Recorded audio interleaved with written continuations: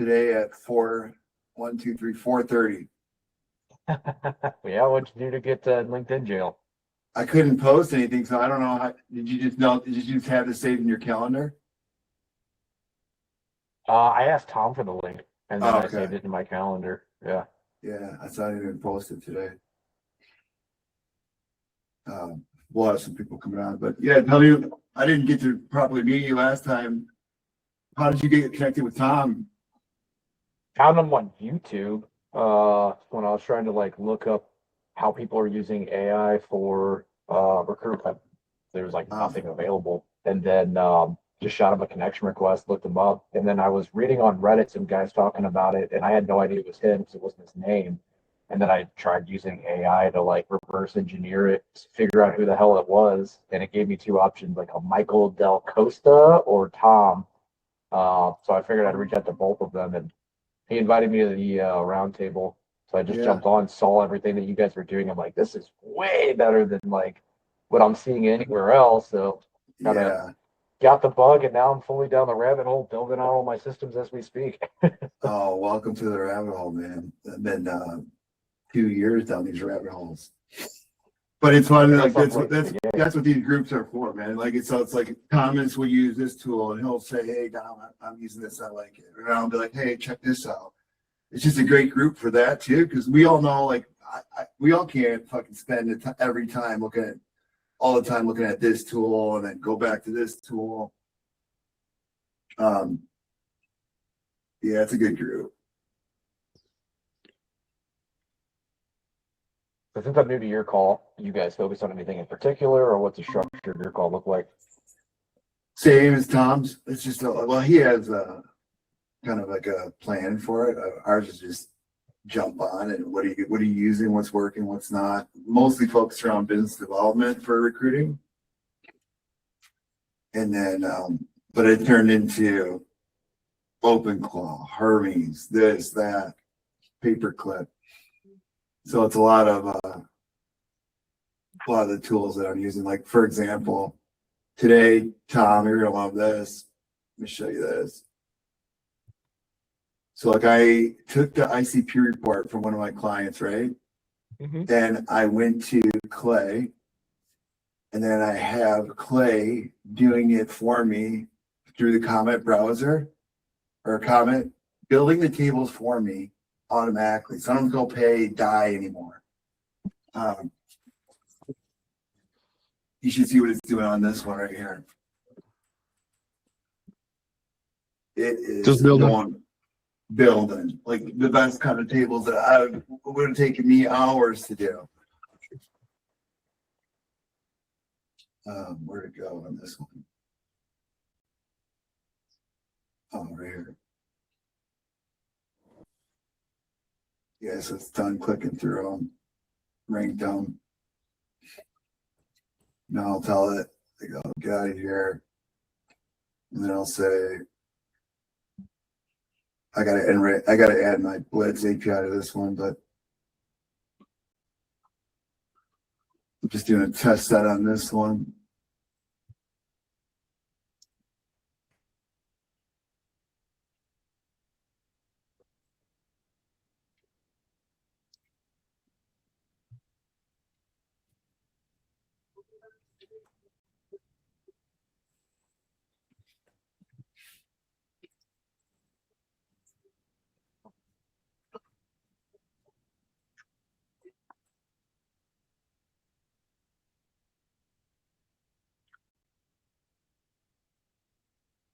So I'll add this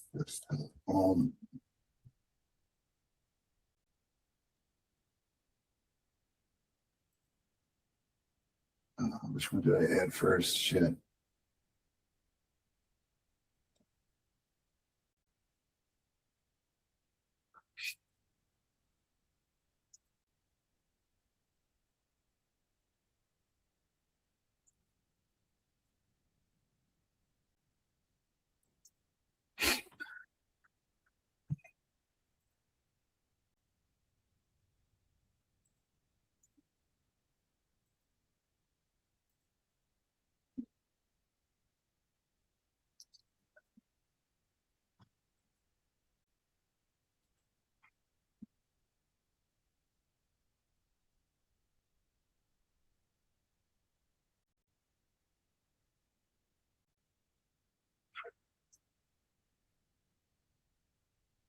For common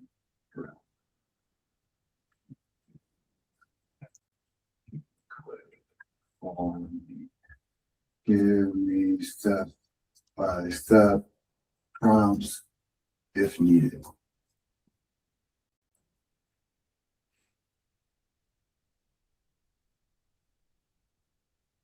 This Tom is great, right? You know how much time this saves me? It's like you can't do two Comet browsers on one computer though, so I have multiple computers going, building out all these tables right now.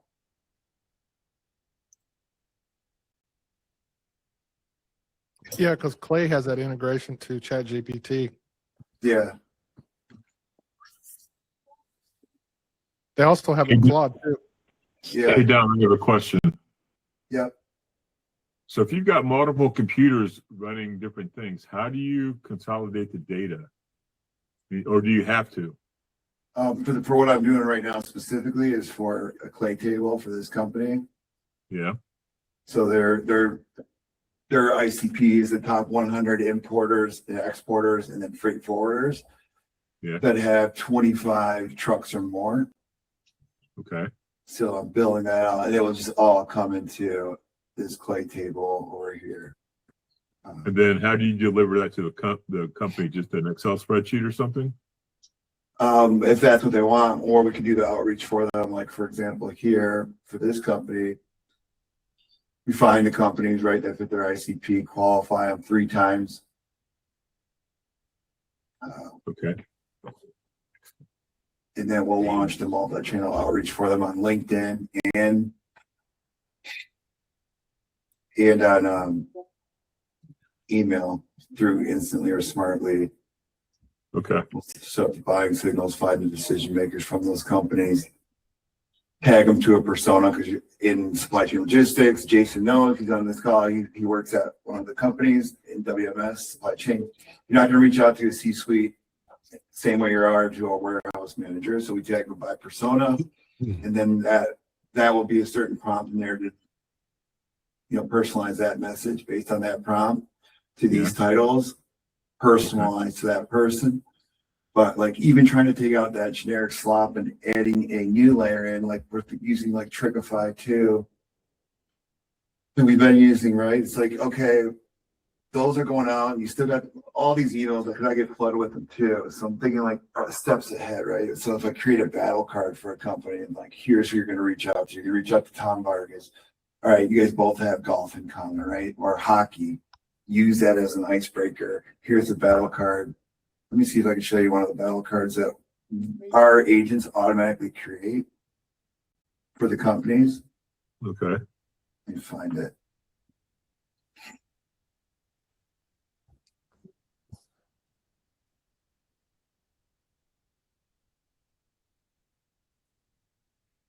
Where did you send it to me at? Yeah. So the new one, because I told him I want to adjust it, we'll have an icebreaker up here. And then you'll be able to click their name and go right to the LinkedIn profile, have their email, phone number, and like how their service, solution, or product fits into them, right? And even take it a step further, I can run a disc profile on them. And they're ID. So here's the best way to sell into them. Just any little data points you can get. Like you can do that right here on LinkedIn, or I'm banned from LinkedIn. So let me go to my fake account, Sarah Johnson.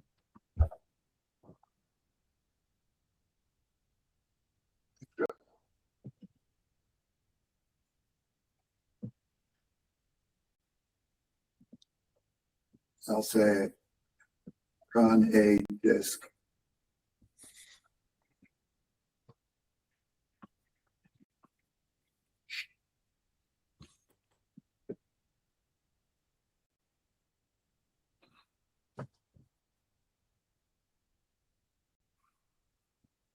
That's pretty slick, Dom. Yeah, just extra data points. And we don't tell them, I don't tell them, hey, use this as the end all be all truth, right? Just extra little data points that could help. That battle card was really slick too. I like that. Yeah. For sales teams, they love that, right? And Oh, yeah. once we tell them, like, here's your battle card, here's everything you need to know when you're calling this person. And then you can also have this up, you know, like I'll have this on the side. I'll make this because I have to show them, these guys, like, they don't know how to do it, right? So I'll be like, put this over here, have your battle card right here. And if you have another screen, you know, you can have everything you need to know about them. Your call transcripts, you're on call 2. Here's summarize what happened last call. Here's where you squeed with. This is nice. Yeah. Dom, I was a few minutes late. Did you create a link into disk, or how'd you do that? This is through the Comet browser by Perplexity. Oh, okay. Yeah. And it has all my, you know, like who we sell to. So I pay for Perplexity too. I pay for So all of them. it's a prompt through Comet. Yeah, just say, like, you go to somebody's LinkedIn profile, pull up the Comet browser right here, to Yeah. run a disk on it. And like for recruiting too, like, here, give me a company that you're targeting. Let's say talent acquisition leader. Any person at a company you're targeting. Oh, me? Yeah. Shit. Caught me off guard here, man. Marvin Wheat. Company's called RCI. No, WHEAT. WHEAT. There he This is. guy. Yep. Second one. Top one. That one. Let's say run a disk and how can I sell Lazio's, or I'll say, where does Lazio services fit in? Mhm.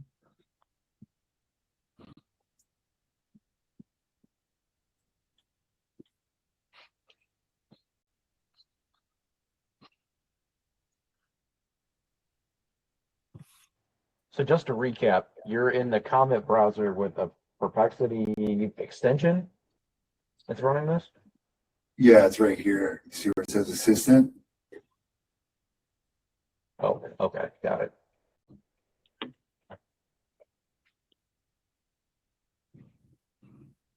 But this is way, I don't know if you jumped on it late, but this, you can do a lot more with this too. And I'll show you in a second. So like over here, I had it build out this play table for me.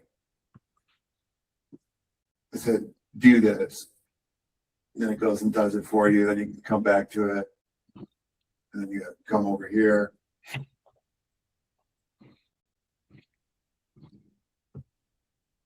Nice.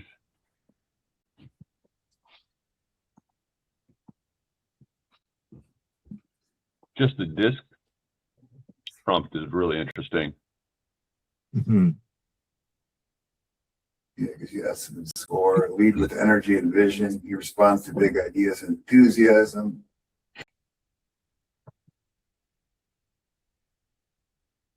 Actually, you know what? That's interesting because I've got 10 years of resumes plus everybody's predictive index that we interviewed. So if I do this, if I do this with a couple of the people, it's gonna be interesting to compare the predictive index results to this. Right. So why I like what it's doing here, because think about this. It's like, okay, well, a lot of people are using AI to fix their LinkedIn profiles and optimize them, right? So what it's doing too, it's scraping their comments. So that helps too. Unless they're using all AI for everything, you won't get a true read on them. But I look at tell my clients, just an extra data point. It's not an end all be all, but it's a great way for your team, like, especially if they're cold calling in. Mm. You know, and then here's your pitch angle. You do that, and I've got one prompt that is, how would I sell to, you know, this guy, and look at, God, why am I drawing a blank now? Alex Hormuzzi and the other guy that wrote the book that Tommy was talking about, or Jeff Blount, you know. And then I put in a text that somebody sent me yesterday about, oh, hey, you know, our HR group's not really, we're not sure, I'm not sure how to get them to, and I said, here, how should I respond to this? And he gave me 3 choices. And it was like, the second one was right on. And I didn't even bother. I just popped it into my text and I hit send. Yeah. That's like for this here, I created this skill.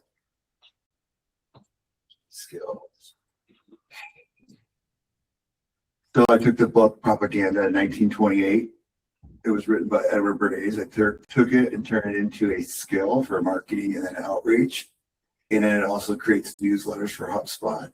And it's fucking amazing. Because propaganda at the end of the day is sales and marketing. It got a bad, if you read that book, it will tell you it's got a bad name. 1600s, I think, from Priest.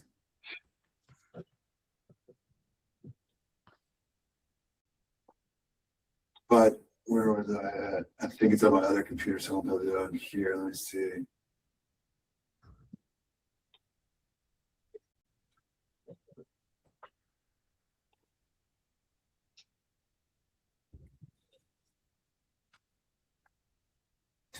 Some other one. Bill Paul, give me the angle, give me the context, automatically draft the email, and then put it in my inbox. And I don't let it send it out yet. I still want to see it first. Yeah. Take out the AI slot. What was that book again, Don? Propaganda. It is highly recommend. From 1928? Yeah. Got it. Edward Bernays? Mm-hmm. Okay. Hey Dom, the battle card piece is interesting. You're creating that for your clients, for their prospects. Is that so? How is that being assembled? Obviously, you created some sort of a template that's like modular, that it knows where to put different pieces of information that it scrapes. Do you, like, I'm thinking about that from like when we submit candidates, for instance, like it might be nice to just have like a 1-page profile that's branded and everything. Is that That's a great idea. You know what? I didn't even like, think about doing that for myself. I'm doing it for everyone else. Yeah. You know. so like, how, like, is that, are you making each one of these, like, did you create a tool that then that you upload everything to? Okay. We have an agent that does all this. So You have an agent. Okay. yeah. That they have 8 sales reps on this team. So they'll say, all right, give me my top 20 prospects for the day. Yeah. And then it'll create their top 20 and they can be like, all right, who do I reach out to from this company? All right, Phil Yeager is who you're going to reach out to. Here's your battle card. Click on Phil. Creates the battle card, you know, automatically. Okay, that's really cool. We Like put in token usage is pretty decent. Like it's not like it costing like $5 for each one of these, or no. Okay. We have that's the part that that's why I had to hire the AI architects for the back end. For yeah. the routing and the logic, like which model do we use where, and to put the system together properly. That's the expensive like learning part. I'm still going through that right now. Right. Well, here's why, right? Because most people will be like, yeah, well, you can do everything in Claude. Yeah. Well, here's the thing. You and I, all of us that use AI on here know certain LLMs do things better, and we want it to go to that LLM. Like Gemini 3.1 might be better at this, or you know, ChatGPT might be better, and that might switch next week, or we could just switch it out and switch the model. So where do you keep that routing information? Is it open route? Like, what are you using to like manage how you like things to be done? We have it just in do it our, at the, like in the orchestrator file? In our GitHub here. Oh, okay. So this is where we can deploy them for each company.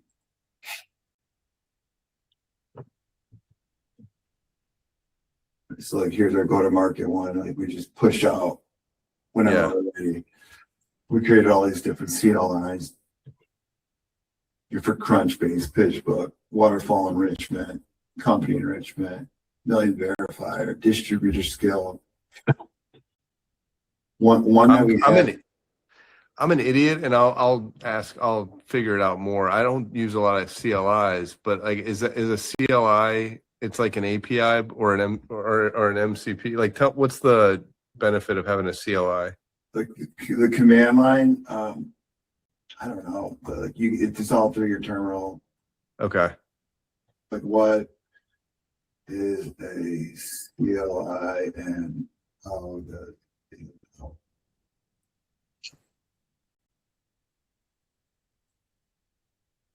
these are what the tech guys tell me, right? Zach, I had no idea what CLI even meant. I was doing it, but I had no idea what it even meant. I'm not trying to put you on the spot. I'm just curious. So am I. Okay. Command line interface. Interact. Okay. Huh. So like on my terminal. So it gives your terminal access to like a data set, like a specific tool or software application? Yeah. Where's the one? On my other one, I have CMux and Ghostly, which is way better because I can have codecs in the terminal and Claude Code. And then I can have multiple windows open with the browser. If I switch computer, it'll show you. But so I'll go on here and refine my agent swarm, right? And I'll go over here and I'll do whatever. And then over here, it's like for me, let's see a core outbound sequence call, follow up. So do you have one agent that's building those cards or those battle cards, or do you have, or is that just one skill within like an agent that's dedicated to like a BD? Yeah, that's function? One skill for one agent. Yeah. Okay. Interesting. Okay. That's all that's agent job. I used to do is create battle cards. How did you get it to the point where you like got the template and how did you like teach that agent that one skill? Brad did it. So we we wired in. Is Brad on this call right now? Let me see if you can join. I'm just like thinking in my head, like, what's the best way to approach this? Because I've been trying to mess with this, like creating a one-page profile of everybody I submit. And I just want it to automatically, like, I want to be able to put a PDF, a Word doc, or a URL for a LinkedIn page and have it like know how to just pop everything in there at the right spot. Yeah. Have you tried Claude Design yet? Yeah. I just messed with it this morning a little bit. So if you give it like, let me see here. You got to go to it through the website. If you give it like your brand guide, right? Like here. Yeah. Mine has my brand guide for Loxo. Yeah. It has a skill, right? And then what that skill can do is I can create that card. And here's how I want it to come out every time to follow on with our brand and marketing. And then use Bernays to create that propaganda message.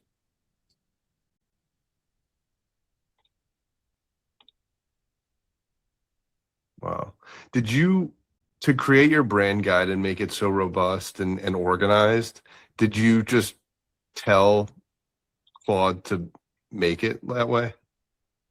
You can. I already had it set up, but yeah, you can. Just like, hey, I want to create a brand guide to create that I can share with I can share with clients, and then what's the best way or to other do that? agents or okay. And I think they even had Anthropic has one. You can copy it and then say, how would I use this? Like if you go to skills here and you add a skill, right? Browse skills. Okay. Brand guidelines, right? And then have it walk me through. Yeah. So like watch, let's click it. Then you could just take this, copy it, and then say, now let's tailor this for your company. Are you in Code right now? Or what is that in? Cowork. Cowork. You can do it in Code too.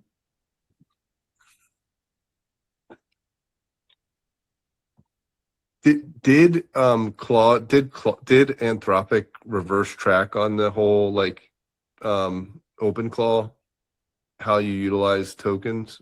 through your subscription, or was I just reading like a bunch of? No, I was reading headlines. like there was a way around it. You know, I don't want to screw with it. Okay. I don't want them Yeah. to ban me. Yeah. Because everything is now in my different Claude cohorts here, so now I'm not going to play around with it. But Yeah. Yeah. you know, Codex has been great too. Perplexity is great for certain things. Like I'm playing around with the Perplexity for Mac. Okay. Yeah. Because you can switch the models right on there. Oh, that's cool. Huh. And too, it's like I'll go to an open router all the time and just check. All right, what are the rankings at? And here's the thing: like, don't always go off of this because we all know, like, for certain industries, Just 'cause it's popular. yeah. Like, what's the best one for you to use? Right. But I'll tell you what, like, what I have is like an X account, and all I do is follow all AI. I don't go on here for anything else but to find AI things. Like, Yeah. let's say I want to look at this one, right? I'll go right here and then I'll pull up my assistant, be like, all right, how can I summarize this? And how can So you're using Comet a ton. Okay. Huh. Yes, I don't have to go through and watch the videos. They summarize the video for me. Then I'll take that and I'll say, turn it into a prompt that I can use. Then I'll go to Claude or ChatGPT and then say, hey, refine my agent, give it the wiki dot, give it the wiki or give it this. You know, That's awesome. All right. give it the Obsidian brain is freaking amazing if you set it up right. I know. What's his name? What's your guy's name? I forget. Last week he showed us. Tommy? No, Tobias, Brad? who's your guy? No, the guy from where's he from? Like Denmark or Norway or That was Tobias. Tobias? Yeah. He had he showed us, he brought it up and like showed us a little bit, and man, it's wild.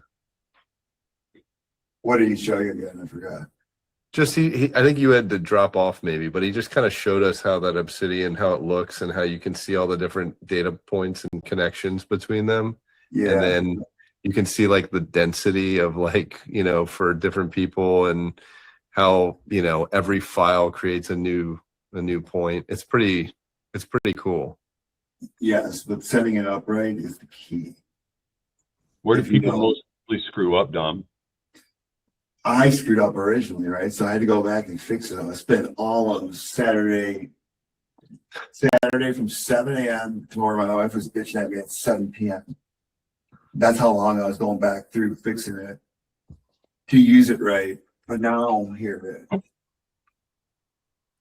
So it will bring in all. Oh yeah. It's like the entire brain for Loxo Search Group. That's crazy.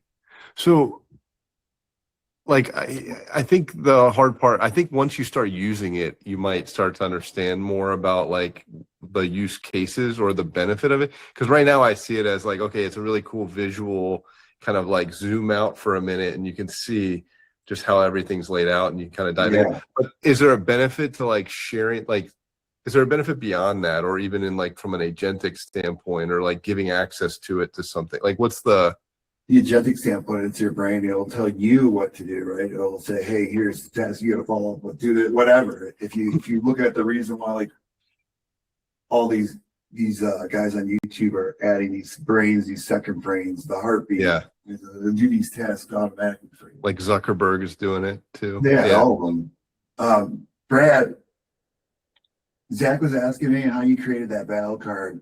Which tools did you give the agent to do that? Oh, there's a thing called LaTeX, and it's for formatting documents. Like they use it a lot in like research. Okay. Huh. It does an excellent job. LaTeX. It's spelled like latex, like rubber. Oh, okay. Yeah. Yeah. LaTeX. Yeah. I had that too. But it makes beautiful documents. I know. I showed him Brad. It's awesome, man. I was like so impressed because I've been messing with stuff and mine all looks like pretty crappy.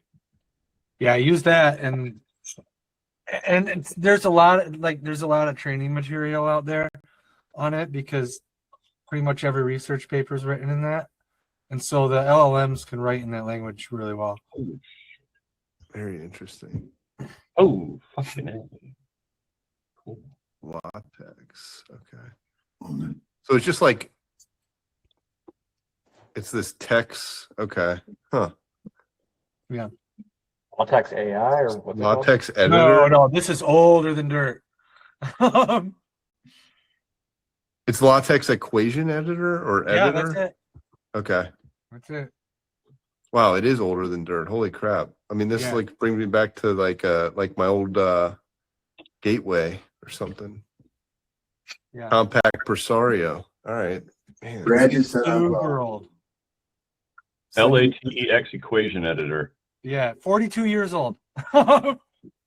Oh my that's God, what I'm- that is that's so cool. as old as me.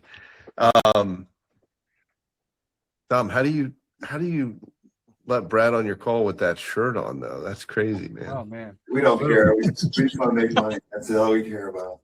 You know what? I wore a Michigan hockey shirt to the office one day. Dom Yeah. loved that. Yeah, you know, and so they're Michigan fans, so am I today. You know, That's right. You're right. you're a Michigan State fan. I love Michigan State. Party Yeah. all the time. Late November it changes, but we'll be Yeah. all right. Just for that game. Yeah, Thomas, what do you got going on?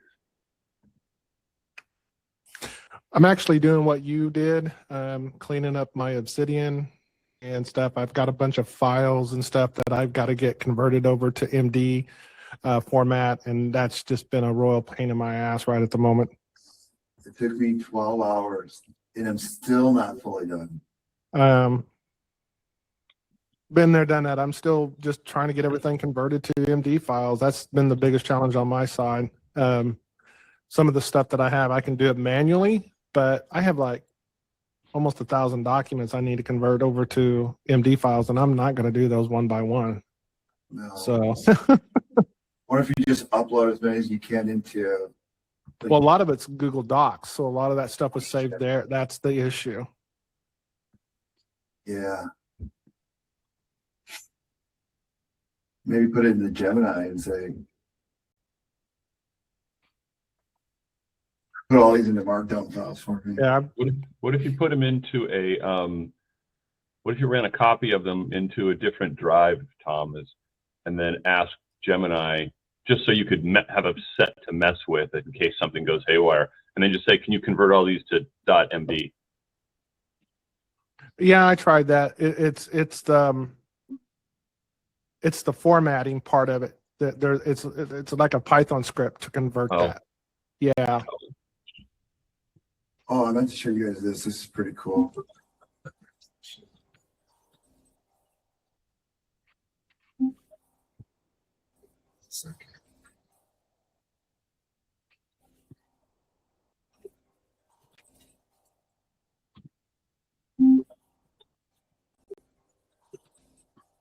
So workflows.io. Just for you to get an idea, you can take a screenshot of this and throw it into your Claude or chat based on whatever workflow you're trying to do. And then say, how can I customize this for my workflow? And then give it to routines or dispatch.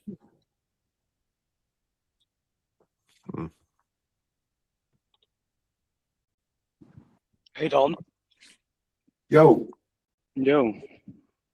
what's A lot. Just landed in England.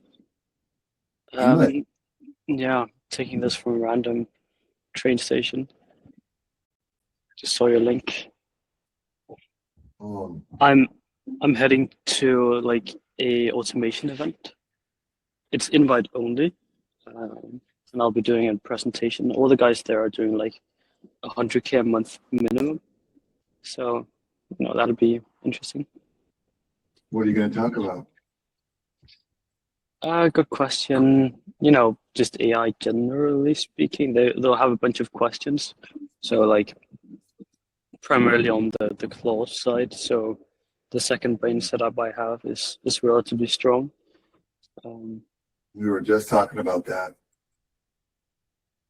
I basically spent 12 hours Saturday fixing my Obsidian because I didn't do it right the first time, and I didn't realize it until after I watched the YouTube video, and I was like, damn, that's how you got to do it.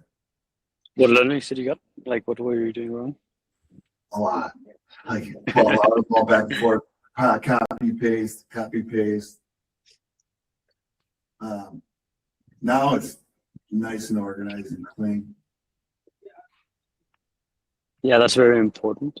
I've been looking at options to giving my team access to it so that like my co-founder and employees can like ask me questions and it'll reply as if it's me, which will make it easier in the future than to also like automate tasks that I would do. So if it can reply in the same style that I would reply, then I can probably also automate basically all interactions on follow-ups and emails, like agentic, not just in a deterministic way. Yeah.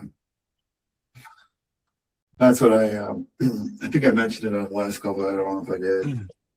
A term that you guys will be hearing a ton of coming up, and this is on a call with a bunch of PEs and VCs that are big in the AI space. Right. Defensible data moat, agentic AI, vertical AI, orchestrated workflows, agentic systems, agentic harness. Brad, what were the other ones I sent you? I don't remember. Oh gosh, I don't remember. It's like actionable data. Oh, actionable data. That's one of my favorite ones. And I was explaining this to Jason yesterday. How can you use that in today's world? Well, here's a perfect example, especially in sales. Right. 10 sales reps getting the same objection this week. Marketing used to do, hey, here's our plan for the quarter of the year, whatever. It is now, you take action on that data this week, adjust it, fix the messaging, go. The companies that don't understand that, which are going to be the bigger ones, because I've talked to a lot of big companies. Yeah, They're being lost. Yeah, they can't use these tools. They're like, we're using, what's Microsoft's AI? Copilot. I'm like, That's a joke. sucks for Yeah. you. Yeah. I hear that a lot. Like General Motors, they can only use Glean. Like, Glean is awful. Oh I yeah, think- I just talked to somebody at BMW who said that she can only use Glean as well. It's probably it's probably all automotive companies. Yep. Yeah. But Jason, what do you got? Just making things happen. Jason brought me on a call with his team. What was he, your marketing? Sort of marketing, yeah, pretty much. Sort of marketing. I was trying to show her some of this stuff. They're a tech company, and they don't get it. Yeah. So I had to rethink everything, especially if they're met with a publicly traded tech company. Like, for example, one agent alone, right? This company has done 50 M&A deals over the past 10 years. They've acquired 50 plus companies. And I know this because I talked to one of the guys inside their company who's a VP of customer success. They have deals sitting in that CRM that the other companies, salespeople that they rolled up into their company did not know about. You know, so now you have an agent that can go through, filter, hey, we already sell this client this product, alert this sales team to ask them to make a warm intro because we're already in. The next day after I showed let me show you guys this. It's crazy. And I thought automatically a big company would have this, but I am not assuming anymore. Yesterday, Brad and I talked to a $20 million company, and we asked them like where their data's at, and she said it's in our head and on spreadsheets. Not spreadsheets, notepads. So this is Descartes' global sales leader. This is their RevOps sales enablement, their leader, right? They couldn't believe that we can do any of this stuff. And this is what they're using, Copilot. And they have limited license to ChatGPT. I think the biggest issue is getting like enterprise permission. Right, when I was speaking with DSV, it's like basically impossible. BlackBerry, it's like taking multiple weeks just to get like sales nav access. So it's very hard to automate, let's say, the account management, right? And pulling up like new leads. Even for small companies like Magaya Group, 300 employees, it's taken like a week. It's like just for like very basic access. Like I think that's the biggest issue that I'm facing when working with these companies. Like it's not necessarily the technical piece or the ideation of what to solve. It's more how can we go through their internal processes quick enough. I don't even think a lot of them know, Tobias. Like Descartes does. They have their systems dialed in for what they use now. But to optimize that workflow and use these tools, like Jason knows, Jason's team, like he has to, Jason, tell him like what you have to do right now manually. I mean, yeah, they can't figure out getting leads like SEO and inbound leads and even pay-per lead. So it's manual outreach. You know, if you know a connection, that helps, but it's just looking up a company and then manually they only pay for a couple of ZoomInfo licenses. So you got to ask someone or try and figure out the email format or fake it. And so it's just like all these hoops to jump through for cold outreach versus being able to find buyers. Really? For me, like most of my more productive time is going through old opportunities that are still in Salesforce from 2 years ago, last year that didn't buy or something happened, and then hitting them back up. And I've got some stuff in the pipeline now. Or one of the best deals I'm working right now, I just met at a golf tournament, and it was a referral from their sales rep.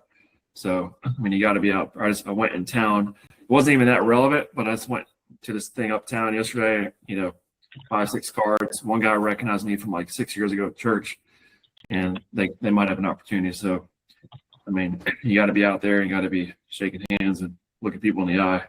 But what Dom's doing with actually getting targeted buyers, personalized interest, how you like golf, running, hockey, whatever, supply chain, and then they're calling you. Like, I don't know why sales companies can't understand that. Like, we want people calling us that are actually buying, not trying to waste time chasing people. Yeah. Well, they'll find out soon enough, Jay. Yeah. Because I have talked to some sales leaders that do get this. Brad and I met with one company, Evans Transportation. They're probably the furthest out of anybody that I've ever met with. And they're not even a tech company. But they're a big company, and they're on top of it. And they get it. And yeah, most outreach is just random. Here's how great we are, and you never connect with them. Right. Yeah. Dom, are you looking into getting like ISO certified, like getting all of these like HIPAA certifications, or are you just kind of running it purely? No. It's not worth it for you? No. Well, Because by that time, Tobias, you get set up and do all that. By that time, I don't even know. In a year, you might just be able to say, "Hey, somebody's A distraction. Yeah, I talked to a company, or Brad. One day I talked to them. This company called Landbase, $43 million, and they say they specialize in all these different industries. And I go, all right, well, show me a list for 3PLs, right? Give me the data on these companies. I don't think he expected me to come prepared with like the ICP, all the stuff that we want to look for, right? He's like, well, I can't show you right now, but we can have our data team give you a report on Friday. But they got $43 million and they couldn't even show me. And this is a company called Landbase. I'll put it in the chat. But he gave me a case study. I took that case study, followed it back. And it's one of their investors. Yeah, so you just follow them. Just because somebody's got $43 million doesn't mean that it's legit. That's why I put in the chat there. But I'll show you what they're doing. The website is super wide coded. 100%. They did get one of the top AI machine learning guys from ZoomInfo. Interesting.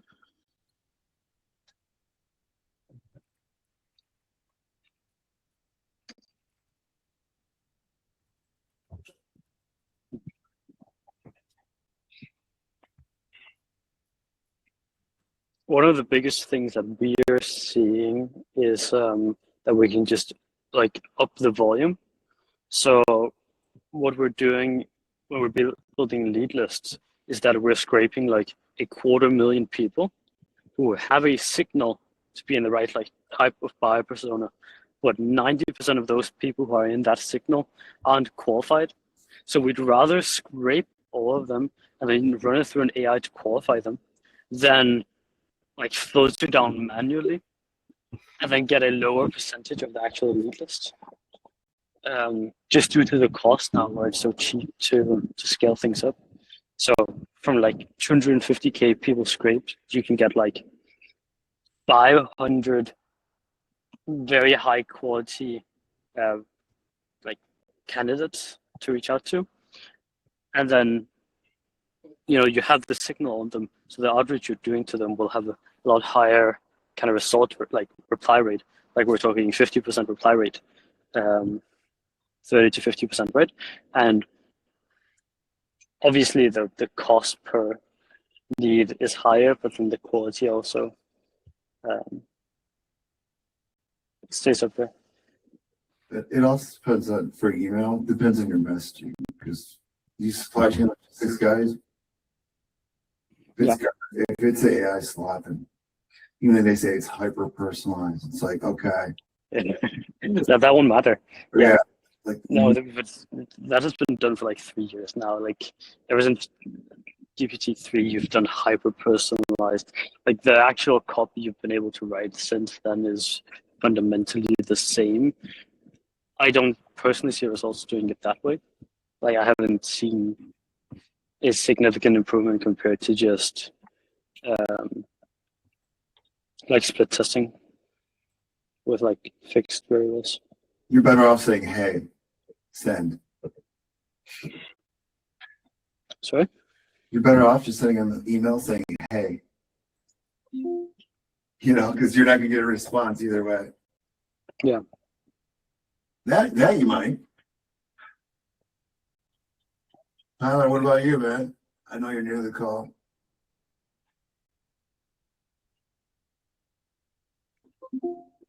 Tyler. What's going on? Nothing. Just what do you got that's working for you? I know you're new to this and you're starting to go down all these rabbit holes.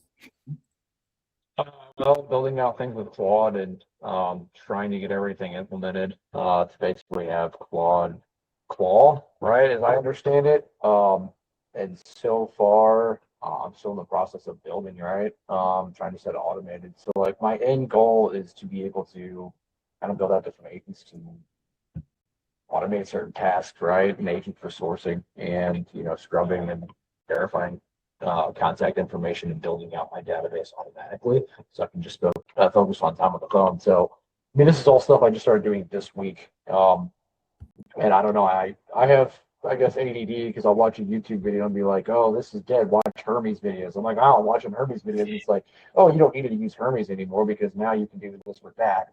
And then I'm watching a video on something else. But the challenge is like, okay, well, I see the benefit of different all these AIs. I don't know how it's applicable to me. What am I going to get out of that? How can I use that to my benefit, right? So that's where I'm trying to, you know, kind of plug it also. I got Granola AI. I've got Notebook LM. I've been pouring a lot of my templates, my email outreaches into these files so that it knows how I talk, how my style is. And I'm just trying to get everything as uploaded as fast as I can so that I can start. So I really haven't used anything to my benefit yet. But you've been dominating without it, right? I've been dominating without it. Yeah. Yeah, I guess I've been working way too hard, according to Tom. That's what I'm I've been saying. Like, consistent. imagine when you dial this in, it's like, all right, what's your, and that's where you can get lost. And I'll tell you, because probably Tom and I have the same thing, right? We've done that. We've watched all the video.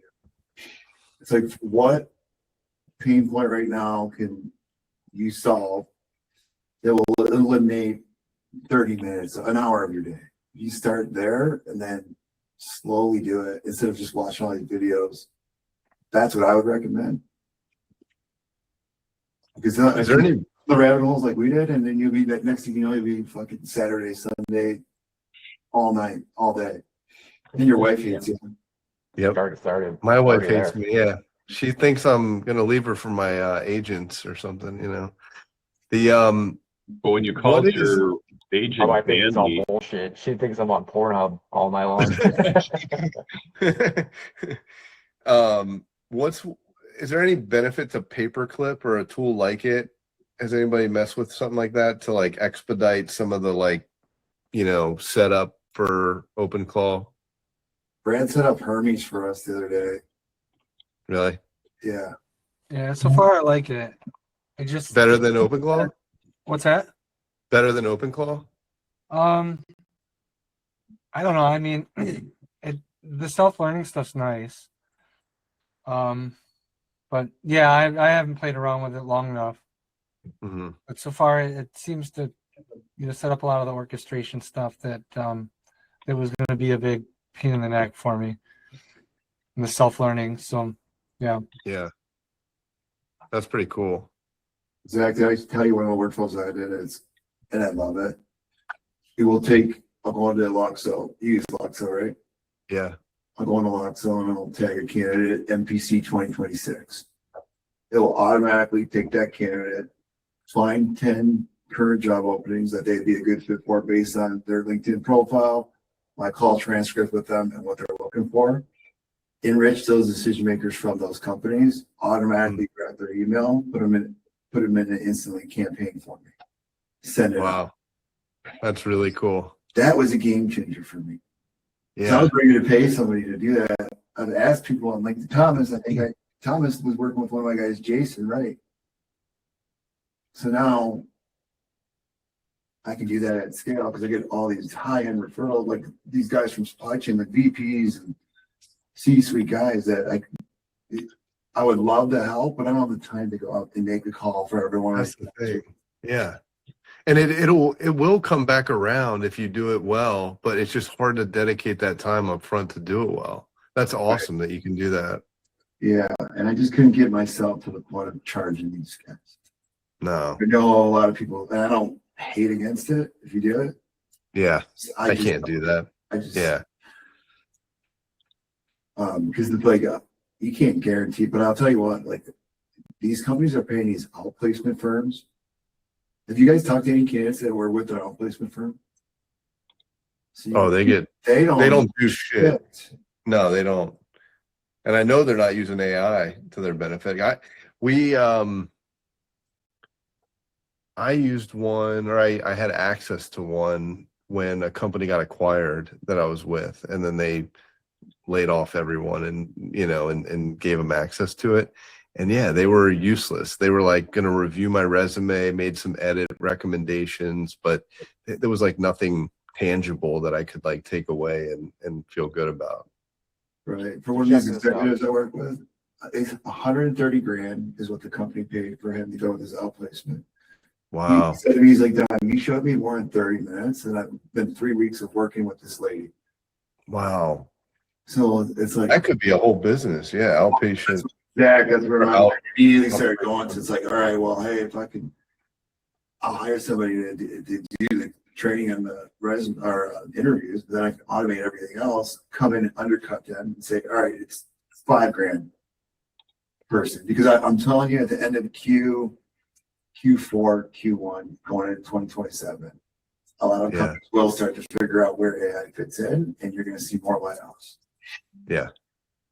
So check this out. I know this executive that their firm uses a lot of temp hires, and he didn't want any of that for his division, right? He only wanted direct hire, which is why I was working with him. And he told me that this firm would charge for outplacement, and then they guaranteed that person would be hired within 30 days. And they were charging like $30,000 per candidate. And then he found out that if at the end of like 28 days or whatever, what they would do is they would just put them on their own books at a very low wage. And Then let them go in the again. middle. Yeah, well, lots of time, right? So you're like, okay, yeah, they're off your payroll. They're not collecting unemployment like they're officially employed, but they're employed under that staffing agency for like, $15 an hour or something like that. And that just bought them time to be able to continue marketing them. But that's how they hit their guarantees. That's what he's telling me. That's such a scumbag play, Tyler. Wow. Yeah. And I wouldn't even doubt it. I guarantee you. I mean, I know like some UK firms that they'll spin off a sister company, place somebody. And if they had a guarantee 30 days, they'll wait for that guarantee to come up and then they'll pull that guy right back. Wow. It's the UK recruiters are ruthless, some of them. Oh, there's firms here that do that. Oh, I know. In my space. I know. It's insane. The stuff they're doing in the civil engineering world, suing people who would hire someone. They'd send a resume without a fee agreement, and if that company tried to hire them, they would sue the company. It's like insane. I know a recruiter's been doing this as long as I have, that ended up closing her shop and going to work in a totally different role in sales because he's probably 10 years older than me, 60, she's 62. She has like 3 years left for retirement. She's going to sell for the last 3 years because she was sick and tired of dealing with the UK firms in dealing with architects and civil engineering. That's how fucking fed up she was. She closed her firm. Well, clients don't care. Companies don't care because they only charge 15%, right? So. Yeah, well, it's funny when they, even when I was at my company, I took over supporting Arizona, and they were like, "Oh yeah, we got these guys that we hired from this agency, and they didn't work out. They were out $100,000 in fees." And I'm like, "Yeah, they're UK agencies. Just write it off. You're not going to get the money back." And who was the idiot that did that? Bob. Well, Bob, you're not doing this anymore. And yeah, they're ridiculous. There's one guy that owns 15 agencies or more, and then they're just stripping. I mean, AI must be great for them. They're stripping your LinkedIn's profiles and just marketing them without their knowledge or permission. Just blasting it out. And then if they get it. Oh, well, you were the one that told me that somebody got a resume for somebody, like they sent him his own resume, or they sent a resume and somebody worked for the company, something crazy like that. Said, well, for shits and giggles, I would figure out who it was. I put a timer on and say, if it takes me less than 3 minutes to figure out who this person is, and it was Dominic. And we had interviewed Dominic. We liked Dominic. And I called Dominic, like, dude, are you talking to somebody? Because we'd like to hire you. And he's like, no, what the fuck? And so I started using it as an in to people. When I'd get these, I'd call, hey, Tommy, hey, just let you know, I got this thing. It's got to be you. It's from this UK agency. Are you talking? Because I might be interested. No, I don't know. Who the fuck are you talking about? Oh, here, let me send this to you, man. Oh, dude. Well, hey, if you ever want to talk, man. I mean, it's instant. It's instant reputation for 2 minutes of time, 2 minutes of your work, 2-minute phone call. Do you remember the name of that firm? Was it like Ion or Index or an Index company or anything like that? Which one? The 15? The one with like 15 different agencies or whatever. Let me see if I have the list. I recently just got hit up about some private equity company from England wanting to open up a bunch of offices, and instead of just hiring it, they want to hire agents that account executives that have a book of business already, fund them, give them like a portion of equity, give them the tools to help scale it, and then sell it off once it hits 2 million, 5 million, what have you, and they get a portion of the sale and collect whatever amount of cash flow along the way, kind of like a franchise but a little bit more aggressive. And Index was the parent company of all of these companies doing it. Tyler, I can introduce you to a guy that I know that I partner with out of the UK that just got out of one of those. Trust me, they will fuck you right over. Oh, I'm sure. I do know that it's. He's from the UK. I can't find it off the top. I probably have it on an external drive right now. But basically, there's one guy, his name, it's the main company is Goodall Brazier. And then there's another one called G&E, another one called 40. Oh, I have to, thank you. I have you. to find it, Yeah. but well, you guys are talking. Actually, I'll look on my old email. I bet I've got it on my old email. And yeah, it's just the nice thing about the UK is if you're dealing with a client and they mention this, because I had 2 major construction GCs call me and say, hey, how do we get rid of this? Tell your lawyers to cancel the agreement if somebody signed one. And if they didn't sign an agreement, there's nothing to worry about. And if they tell you we're going to sue you, say, fine, come and get us. And they'll move on. I did a copy paste into the notes section where I've got a client that I'm close with, and he gets these unsolicited resumes with resume attached, name, everything there, all of it. Basically positioning himself. I think it was just going back to whoever was saying something about like the UK working, where you hire this guy, you owe us. They have no agreement in place whatsoever. So they forward on my buddy forwards resumes on. I just stick them in the database for future reference. So I started calling a few of the candidates. I'm like, you talking to anybody else? You got anything going on? But nope. And even at one point, I got to the point, I'm like, you ever heard of higher echelon recruiting? Nope. So they're basically making this claim that they've signed this agreement with candidates, which they haven't. They have no agreement with the hiring manager, hiring company. But this is their hot copy paste. And the funny thing is that what I put in the notes section, that is in the font of about 6. And it's like, zoom in, throw the readers on if you want to see what they're trying to say. But I mean, I'm looking at this, I'm like, how are you guys even making this a business? How does this work? Like, how do you even remotely have a leg to stand on to send an invoice if they hire your candidate? I don't understand. They're doing the greater sucker theory. Is that what it is? Just like, screw it, write them the check? Here, let me I think I have the list. Here you go. I just put it in. That list is all owned by one guy. Dude, Rune, what's your name? I feel stupid. Sorry, no worries, Steve Rooney. Steve. I just feel stupid calling you Rune. Actually, everybody does, so don't worry about it. But go ahead. Okay. So, as an example, when I was at a bank, there was a little company in Boston that did this with 5 agencies. I discovered it. I discovered we were going to hire Jason McBride. I found him. And they tried to circuitously say, well, we have an agreement. We have an agreement with one of your bank branches, so technically it comes over here and this and this and that. And look, you get a hiring manager that doesn't understand our industry, and they're like, oh my God, we're going to pay money. Oh my God. It's like, no, you don't. Watch. I learned this at the bank because I went up to their general counsel, and he was a great guy with a wicked sense of humor. He goes, you know, Alan, it's Tuesday. Let's go fuck with these people. And he called the guy up and he said, here's the deal. If you want us to hire Tyler Weiss, here's how it works. We know all 6 of your companies. We'll hire Tyler. We're not going to pay you a fee. We're going to pay you $1,000. You're going to offer us a 365-day guarantee, 100%, and you will never do business, and none of your sub companies will ever do business. And I'm right now going to put up a cease and desist to the parent company in Boston. Do you really want to do this? And the guy was stupid enough to say, sure, we'll take $1,000. But it happens all the time. How many times? Why even do that? Why not just invoice every company in the database and just see who pays the invoice for no work? Well, Tyler, right? It's not like you're too far off, because when I was at a commercial real estate company, one of the facilities or property management, the guy that like went and leased the offices nationally for the company, he told me one day it's common for people like him to get bills for facility stuff, either, you know, as long as it's like $39.95, $432, it's like it never hits a threshold of like $500. Big companies a lot of times used to pay it without investigating it. That's crazy. I could see that actually. There's an element to that.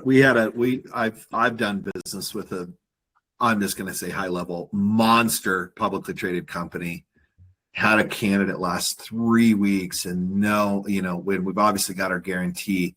I saw it on LinkedIn like 6 months after the fact. I'm like, Shit, I didn't know that. I'm glad nobody said anything because I'm sure as hell not going to.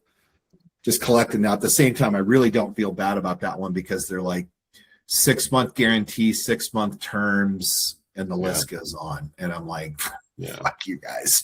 I'm just gonna take the money and run. It's a hard, I mean, it's why it's funny when we get, I have 2 clients right now that actually they're responsive. They get back to me. You treat them like gold. Yep. And, you know, it's fun. It's funny. They have to go through this and they still think they can get something for nothing, or that they can get it for 15%, or they can get it. Here's a number that should be scaring the shit out of my sector. 41% of experienced construction people are retirement eligible in 2031. 41% on a national basis on average. What are you going to do? And they're not thinking. If you're not thinking about, well, Tommy's running the company right now. Is Dominic going to take his place, or is Zach, or is Jason? Well, we don't know. Well, it's going to be Jason. Okay, well, then we have to prep Jason and put him on the program, and it's going to take years to get that, to have him be at Tommy's level. It's a great selling point. Particularly within construction, is that a lot of the owners and executives now, they only got a couple years left anyway. So whoever's next gen taking over, that's their problem, right? Let's focus on making as much money as possible right now, and when second gen takes over in 2029, let them figure out what to do. It's like, man, that's brutal. No one's admitting that. That's basically what they're saying. Well, a lot of it, and the other one is if they don't have kids, if they don't have the next generation to take over. Because I know a $1 billion concrete company and a $1 billion HVAC company. Guy started it. There's really nobody to take its place. They really don't have a succession plan. I'm like, what happens if the guy gets hit by a truck tomorrow? And they're like, oh, we don't know. I'm like, how don't you know? Wow, and the latest trend is just go ESOP, right? So go ESOP, original owners, they can run off with all that money and affect the bonding capacity, and all the employees front the bill. It's basically a loan, right? Yeah. That's like a common thread right now. Alan, you know what you guys should do that are in construction? Is because a lot of M&A people I know are looking to buy all these construction companies. Any of the smaller ones that you work with, you should have an agreement in place to be on the buy or sell side of the M&A deal, where you bring that deal. I talked to a VP from Robert Half. This is what he does now. He has 15 franchises. He says he makes so much money on these M&A deals. And he goes, it's no different than recruiting. He's like, you're sourcing the deal, you're finding the companies, and you're bringing it to the company to purchase. Yeah. It's like, add that to your stack of like. It's funny you say that, because I don't know if you heard it, Tommy. Ben Mena, on one of the guys that was on his podcast, does like pharmaceutical, does like PE, VC guys in the medical or medical industry or something, and he did so well that now he's doing what Dom said.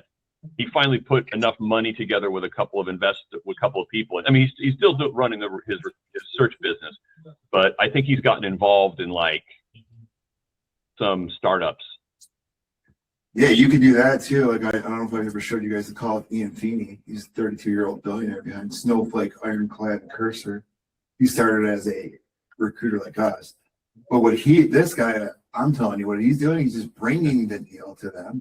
Yeah. Not getting involved, and he gets a big commission check. So he's talking to his clients, and he gets a small to mid-sized company, and during the conversation, if I hear you right, he say, "Hey, are you guys looking to ever like sell or whatever?" Right. Yeah, we'd be open to that. Oh, okay. Yeah. And you have the inside intel. Like, for example, one of the clients I met with yesterday, 3 to 5 years is her exit timeline, right? So I was telling her, she didn't even know this, but like Brad was on the call with me. I was telling her, like, you got to get systems and processes in place, because that's what they're going to look for. She just got HubSpot, so we're going to put all that, because $20 million company, everything's on pen and paper for them and in their head. And I go, that's not going to work when you go to sell. Yeah, that's one of the big challenges. You need a single source of truth with the big agreements that you have from the big clients. That's what they want to see. You got that recurring revenue coming in. There you go. I just wrote a couple notes. I'm gonna think about how to talk to these people about that. Thanks. But oh shit, 10 o'clock. I got a jet for a meeting. Guys, have a good weekend. Thanks, Dave. Thanks, Tom. See y'all. Me too. Yeah. Tom, appreciate you. Now, what is your ADHD got you cooking over there? Oh, dude, I'm all over the place. I mean too. I finally, everything is in Claude Claw now. We're also doing the recruiter claw type thing, trying to help, non-tech recruiters. And then I've just built some automations that have worked really well. You were talking about Loxo. I got it to come into Loxo, grab 45 people in a sourced pipeline and write a personalized email in my tone to each one of those people, drop it in the drafts folders of my Outlook. And they were written just like me. They used 130K, or 90K to 130K for the salary, $ 90K dash $ once it, like exactly how I talk, stuff like open for a quick chat. Does this make sense? All perfectly like I did. And I just, sat there and looked at them and sent. And it actually took the person's info, like where they worked. One guy worked at Rimkus, and Rimkus is a forensics firm. So it said that email is totally different from a guy who worked at a construction company versus a woman who worked at an engineering firm. Like so much more personalization you could get out of anything. I really, really liked it. So I'm not a big email person, but when it gets this personalized and Claude's writing like you, I can see how this could have a huge benefit. Right. Especially at scale. Yeah. Like the fact that I could just ask it to do stuff.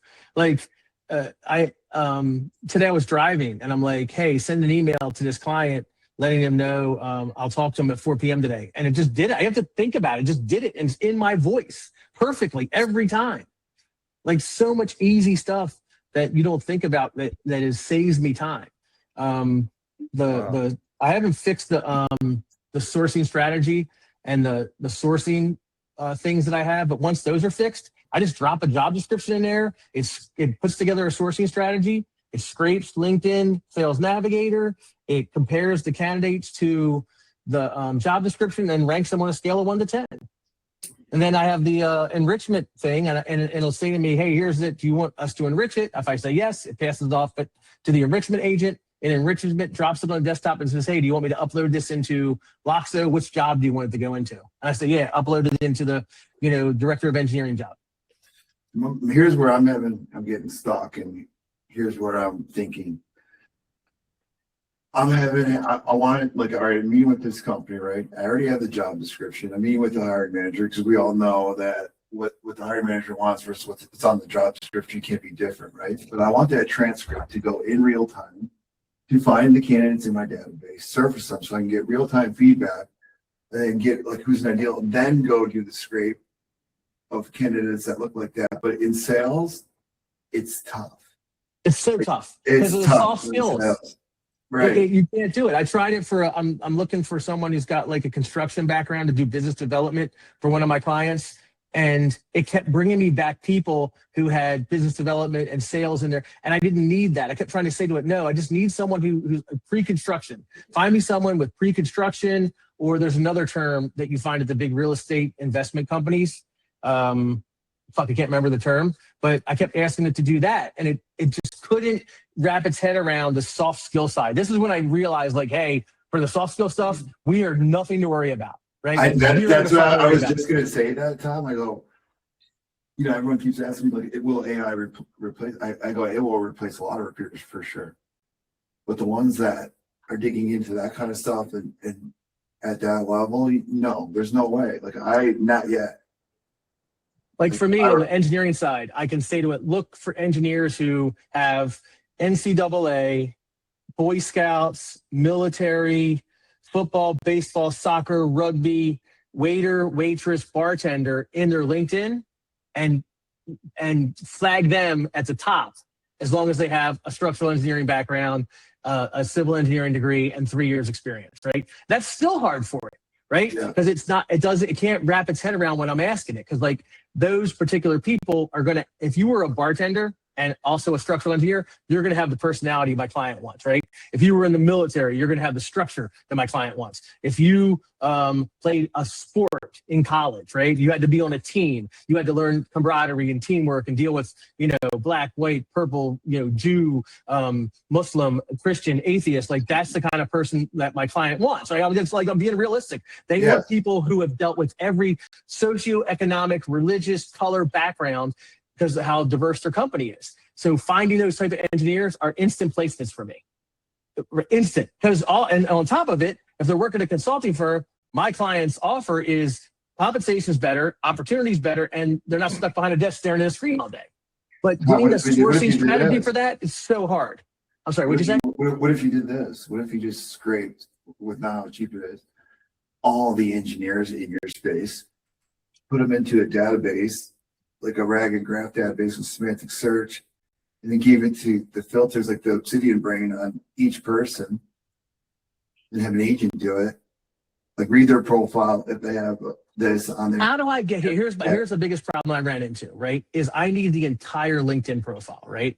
Not just the header, not just their first job, right? I need all the little semantic stuff about it to find the NCAA, right? If they in their education, I just don't need Bachelor of Science Civil Engineering. I need like the intermoral groups that they post, right? So that is what I have not found a scraper that could get the entire absolute 100% LinkedIn profile. And the other option is to like actually scrape each profile and chance getting banned. Now, maybe I hire some dude from India to do that, spend a dime, 2 dimes to get an entire engineering database put together. That might be worth it, but how up to date is it going to be? What I'm hoping for is that the API key that Jobin is supposed to get to me that allows us to search their internal database, which is like Loxo source, might be the way to go.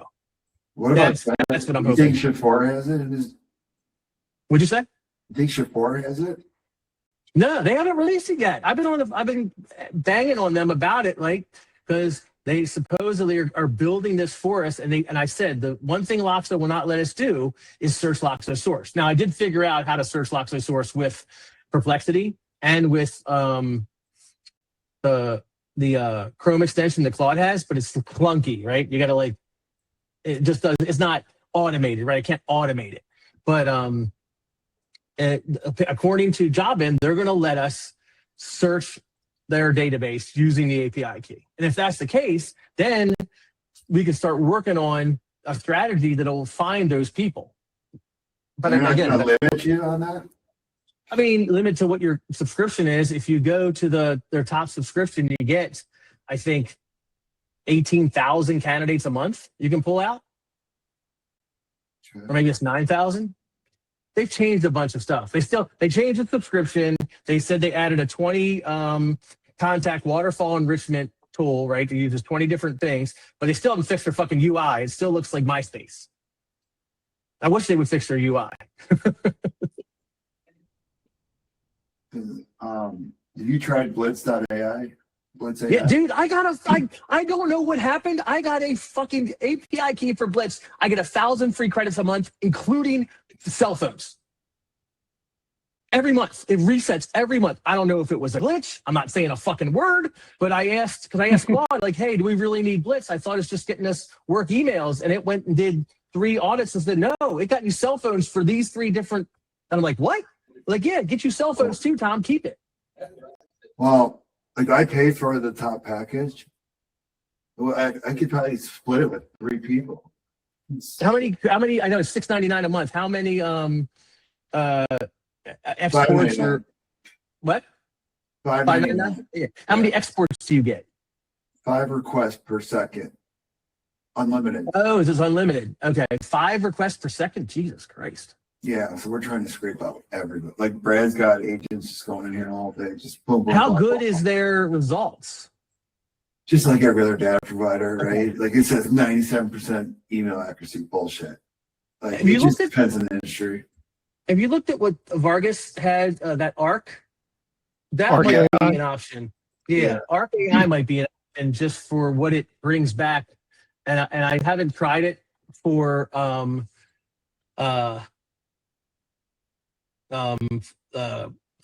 the NCAA stuff, right? But that might be. I haven't tried that. I should probably look into see if their people finder thing, because I have their API key, but they said I had to pay for it to use it. And I couldn't use it on the free version. So I'm thinking of signing up for that. And if it works good, kicking Sales QL, right? That's I keep going back and forth on kicking Sales QL, but I don't know.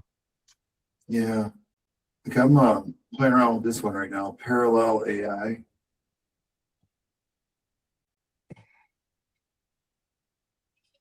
Parallel. .ai? Yeah.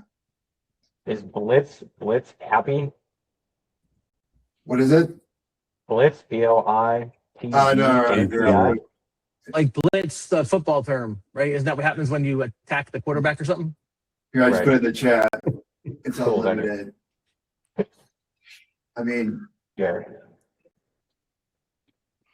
Yeah, I'm not a sports guy. I play rugby and ski and surf. So I know blitz has something to That's do right. with football. I Tommy, posted in the, college too, pal. what's that, Jeff? I played 2 years of rugby in college too. So Oh, did you? I'm on an old boys team. In fact, I'm supposed to be playing Saturday. I'm 56, and we have one of the guys' teams is 70. It was Whoa. full contact too. Full contact. We played against the Marines 4 years ago. Yeah, it's a blast. nice. If you're in Maryland, come join. Or Virginia, DC, we play. Oh, Try to I'm play not very 5, good. 6, 7 times. Yeah, I'm way out of shape too. So it's just hey, to Vargas, Arc is not loading. What's going on? Not loading. Yeah, it's AI-Arc, right? Tom, you're paying $5.99 a month for that Blitz? My clients. That's their top plan. Oh, Yeah. you're fine. It's ai-arc.com. Came up for me. AI-Arc. Yeah, it's not. Yeah, ARK. Yeah, I see it. Yeah. Oh, there we go. AI, The login's not working. That's what it was. ark.com. Did you log in? What are they charging? I got to get rid of $49 a month ZoomInfo. for 5,000 credit. Oh, how much are you paying for ZoomInfo? First of all. I pay a lot. I think I pay $15,000 a year. Oh fuck, bro! Yeah. Oh my god! Are you I can get kidding you me? for 2,000. Kel can get it to you for $2,000 for the year. Yeah. But can I take data and export directly into my HubSpot? Probably I not. think you get 1,000 exports or something a month from it.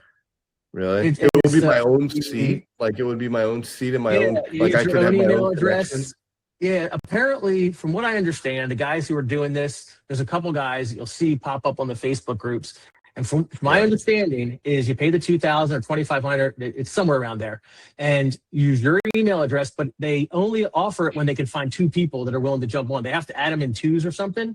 So it doesn't Okay. happen all the time. And then you have it for the year and you get 1,000 lookups or 1,000 credits a month. And there's a level that's like, is it called like there's a plan has the like recruiting in it or sourcing? Yeah, there's weird- Talent OS and That's it. Sales OS. It's Yeah. Talent OS. Yeah, you get the Talent OS for Okay. 2,000 or 2,500 a year.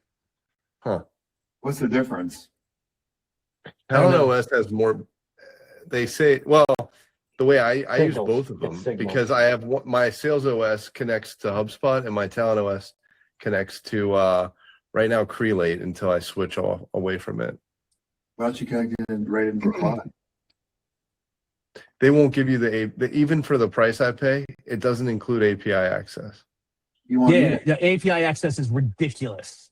It's like $7,000 a year they were let telling me me or see. something. Let me see something. On top of whatever No. you're paying. They just sent me an email yesterday saying, hey, do you know that you can have MCP access? Yeah, you can. Right into Clay or Claude. Really? In Yeah. the Claude? Yeah. If you're interested in doing that, I might go in with you. That's what it has to do with who theirs, because I use ZoomInfo and I'm not paying for it personally, but I'm looking at doing something on the side. And if I How did hard is that, it to like, do the MCP access for that? No, you just click plus. It's already in here. It's already in? It's already a connector.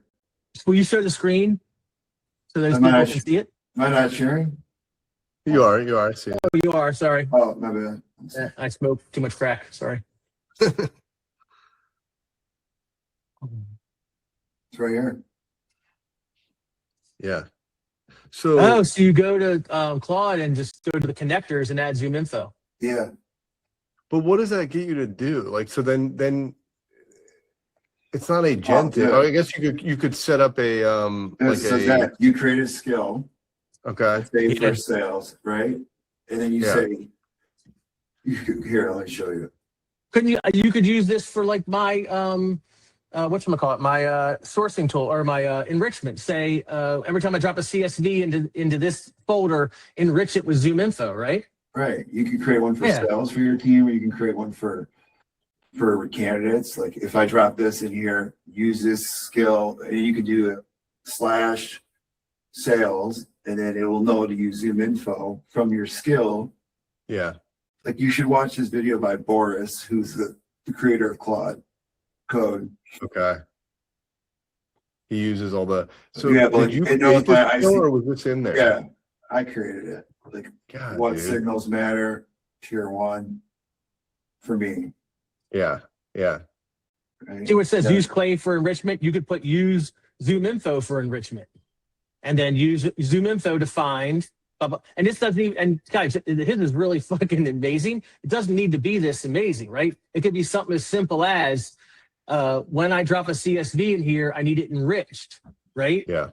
And then it uses ZoomInfo for the enrichment, right? It just takes, because it should have, if you have a CSV you grabbed, right? And it's got first name, last name, title, and LinkedIn URL.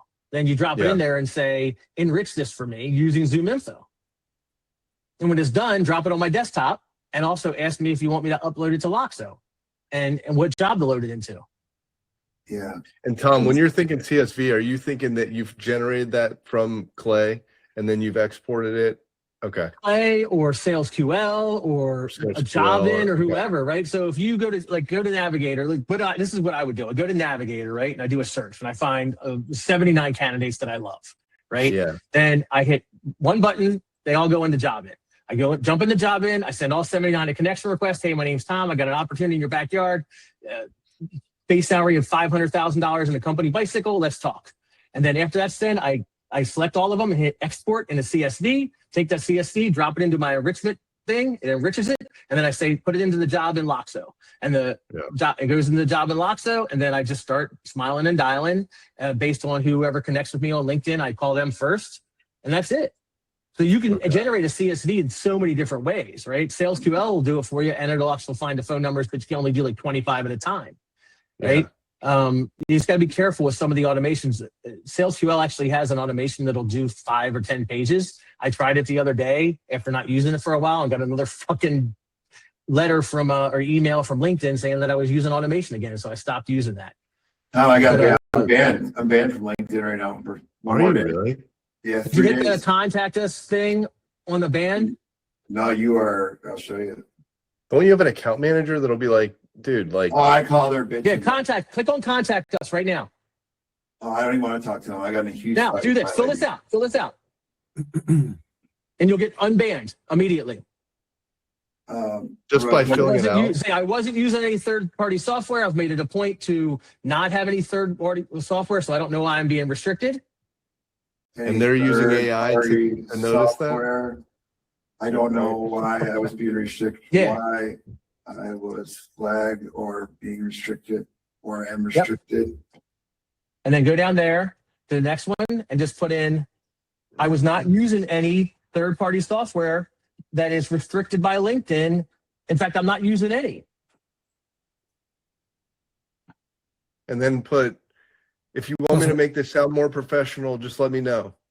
You don't have to do that. I'm just kidding. So I'm not using any. I'm not using any. Well, I am now for this. Look, it doesn't matter. It does, dude. Just it's just all like just do. I'm using shit too, right? So just say I'm not using any. Now hit submit. Die till you die. Yep, and then in about 3 minutes you'll be fucking connected. Oh, that bitch at LinkedIn. She told me all this. You do not fucking. You immediately hit contact us and fill out that form. I filled it up 3 times and I did the first time. I did the same thing you did. I was banned for 24 hours. I was like, oh fuck it. It's Friday. I don't give a shit. right? And the next time I'm like, fuck that, contact us. I started filling shit out, hit that, boom, I was back up again. Right. And I'm somebody that pays them. Like, imagine I pay them a lot every month. Yeah, I All don't the pay them a lot. I pay recruiters. them $100 or $79 a month. You probably pay them $790 a month. More. I pay him a lot. I pay him Over thousands. $2,000. Yeah. Fucking insane. Yeah. Well, you know my opinions on LinkedIn Recruiter are fucking waste of money. So Tom, Yeah. your job, if you guys have like 15 different sourcing stacks that you're using, why not just use ZoomInfo if you can get it for $2,000 a year? Because Dom has so much money, he doesn't care, and he blows it on everything and comes along the That's next not shiny true. thing. That's actually Tyler. I have multiple clients that will pay to use different tools, right? We'll test out the data. That's why I'm looking for a ZoomInfo seat. But we'll run the waterfall enrichments here in Clay for them, right? Like for this company specifically, they have 5 different verticals they're targeting. Multiple different verticals, right? Automotive, food and bed, Shopify stores that have 8,000 plus, I forgot what it's called, Shopify plus stores, manufacturing, solar, and EV. I mean, that alone is huge market, right? So like, then we got to go in here and find all the companies and filter them out. And then which ones do solar, which we go to the manufacturing companies and track it back. Because here's what I'm struggling with. Like by the time I research and understand 15 different sourcing methods, I could have already pulled like 10,000 people from ZoomInfo. Right? Sure, it's not AI, but I had to physically go search and click on the things and export it. But okay, so I export and import a bulk CVS and I'm done. All right. You can do that right in here. You can, in Clay, you can add as a tool, you can say ZoomInfo. But will it go against your credits, or how does that? Because they don't give you the API. I don't know. Zoom or Vargas Clay? does it. ZoomInfo can go bi-directional, but you have to be on the enterprise. Yeah. Who the fuck's on enterprise? Enterprises. Yeah. That also applies to HubSpot as well. So the HubSpot and ZoomInfo require the higher tier in order to get access to that. Yeah. So for the integration, at least for the API piece of it, BitScale, you can have on just the basic plan and have access to ZoomInfo as well as HubSpot. They don't charge the extra. It's just Clay just wants to rob you. Hey, Don, those are 3 of my old clients at Oracle, JB Hunt, Hub Group, and Schneider National. They're what? 3 of my old clients at Oracle, once upon a time. Oh yeah. I sold all 3 of them, yeah. I work with these guys. I work with these guys. I work with Oh, nice. recruit out of them. Recruit out of them. Yeah. So Man. supply chain and logistics industry covers everything. Yep. How long were you at Oracle? 4 years? I like pulling people out of there because of the training, especially for newer reps. Oh, yeah. Yeah, it's great training. Yep. I sold the ERP supply chain. Did you? Customer yeah. Next week? Yeah, no, NetSuite was on its own. A couple of my buddies worked at NetSuite, but yeah, that's more like ERP everything for mid-sized companies. I was on the enterprise team, so yep. I know they're going to be laying off a ton of people. Yeah, they just laid off like 30,000 people. 2 of my really good buddies, one at NetSuite, Really? went to college. Zach knows him. Chris Burley got laid off after like 10 years. Where are all these people going to go? My question. Yeah, exactly. I mean, I went to SAP and did another 4 years, and then I got out of selling ERP software. What do you sell now? To be determined. Trying to sell recruitment services. With Zach? Yeah. Yeah. Yep.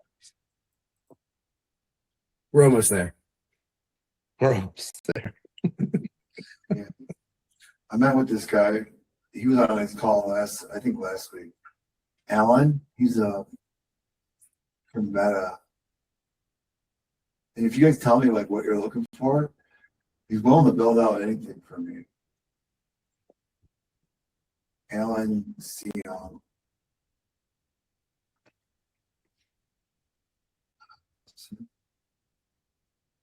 Yeah. So I've had him on a couple of calls. I've been meeting with him constantly here. Look at his background. Wow.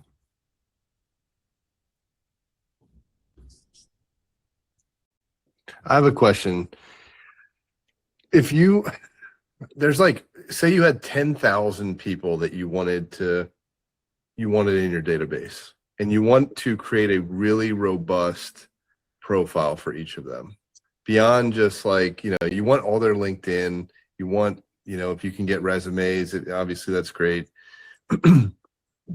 Would you put them into you want something like this? Like an ATS? I want. This is what I do for my sales candidates. So that way I can. For all 10,000 though? Every time, well, for all the NPCs, so I can start doing it moving forward. So then, because like when I submit somebody like this is all I'm submitting right here. I don't even submit the resume.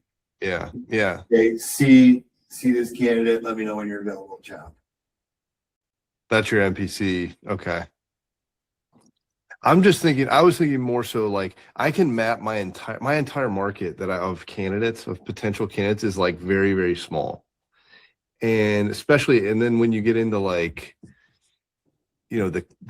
the hospitals or the clients I want to sell to from an account standpoint, it's only like 500. So, like I want to create something really robust. Wrong. I want to scrape them, but where do I don't want to just have it live in like some third party that I have to pay some, ATS fee every month. I would rather like almost build my own internal database with like Supabase or like some sort of a database that can actually serve things like in a more robust way that can be more like it's mine. Like this? Yeah, Supabase would be a great source. You think, Thomas? Yeah. That's what I was messing with. I know a lot of people that use that, especially to help with duplicate information, or you can cross-reference that to like your CRM, whatever CRM you decide to use. Yeah. And if you already have the data, then you just save yourself some cost. Or if you need to have all the data, then you can update it to, Supabase. Yeah. Exactly. So I have like get crazy. You can go like this. Yeah. Start X, and you say, all right, put your assistant up. I want to build this exact thing. Give me what tools do I need, and then have Claude Code go do it for you. And just like basically recreate a tool like that. Yeah. Yeah, that's what I want to do. Because I want to have it. I want it to be mine. I don't want to keep paying. I'll pay Supabase database fees, but I don't really want to pay. Like you could go to. It's not even that expensive, and then you can. It's like $25. $25. The free one right now. If you got, But you only get 2 databases with it, which is why I outgrew it, and then I went over to Pro. Okay. But I don't think I can outgrow Pro really, if not for a while. $45 a month. That's pretty cheap. Yeah. Because I don't think I'll surpass storage. Maybe.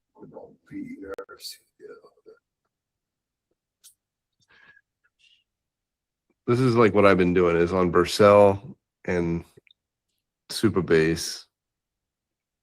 But I want to create my own tool that I can like use to like my own ATS that and I want to be able to keep feeding data into it that like will make that more, enrich that profile for that person even more and more over time. And then the Obsidian brain.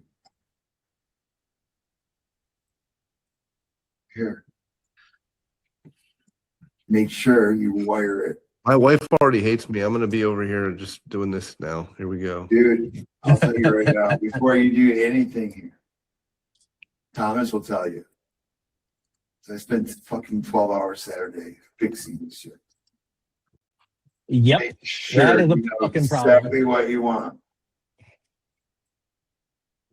And if you're building something, right? Build, like, if you're going to build the job finder, build it, break it, build it, break it. Make sure it works before you move on to anything else. I made that mistake of trying to build all this stuff at once, having all these different agents. Of shit. And and it just was a complete clusterfuck. I'm there right now, especially with my OpenClaw. I had created all these sub agents, and it was just like not orchestrating well. And then my main agent was like not delegating. It was like a nightmare. And now I got to figure out how to clean that up. But I've created some tools, and like I'm trying to vibe code a website, and I'm doing like all kinds of stuff. But I created a backend portal for clients that now, like, as I keep adding new functionality in my, it's like growing into like a real thing where they can like review it, with the functionality where they can like review candidates. And if I can get that profile down that Dom was showing, like a battle card for each candidate, and I can put that up into the portal, and then I can have them pass, request an interview. It could be a pretty clean tool. Yeah, the battle card is sweet. Ready with it. The battle card is sweet. So I gotta mess with that. Yeah, with that here's tool. the Hermes one that we're testing right now.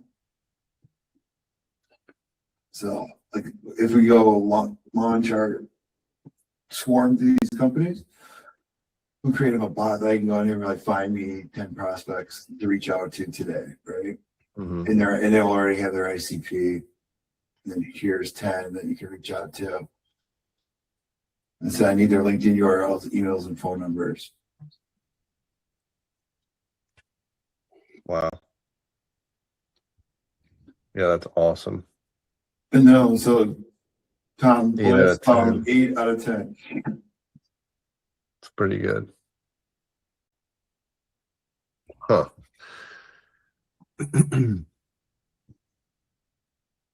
Yeah. What's this, Hermes? This is Hermes, yeah.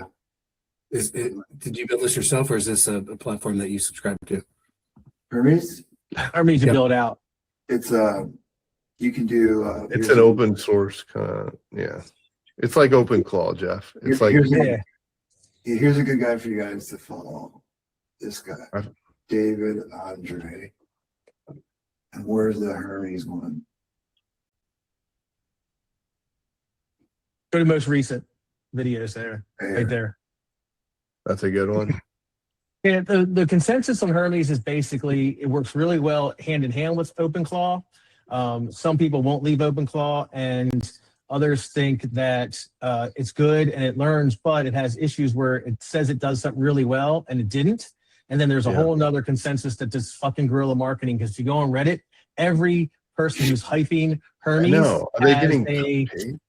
It's like their profiles are a couple days old or a week old, and all they do is talk about Hermes. That's like guerrilla marketing 101. Yeah, right. Yeah. So there's that too. So this guy's really smart.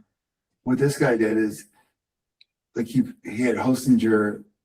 Dude, that Hostinger has to be paying them a fortune, all these people. Oh, fuck yeah. They have to be. You can go on here and do a one-click deploy, right? And then you add your tools to it.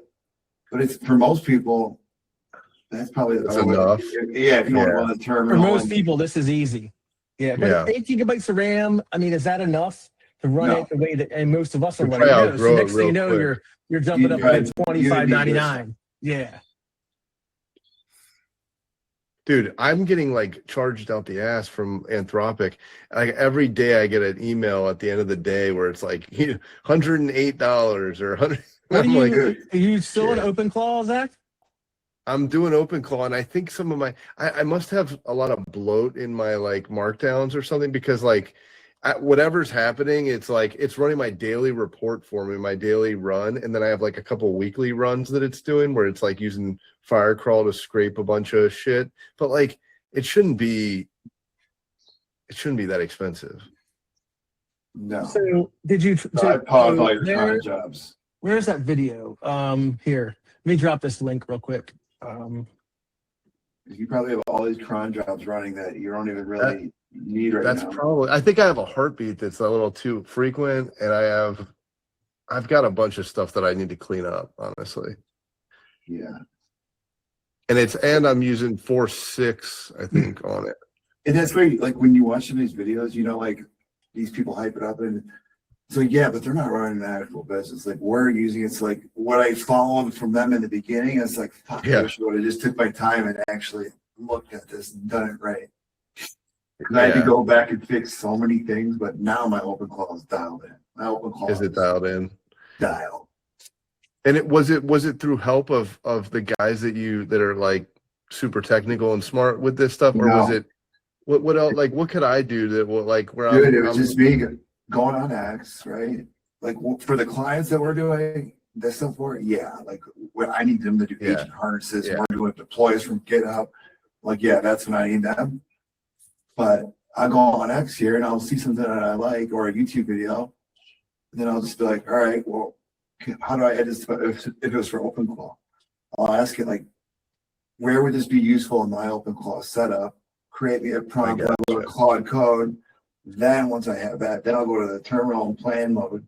Now this is my new way. I used to just do bypass permissions and fucking go crazy. But now so you're going to Claude Code and plan mode in the terminal? Yeah.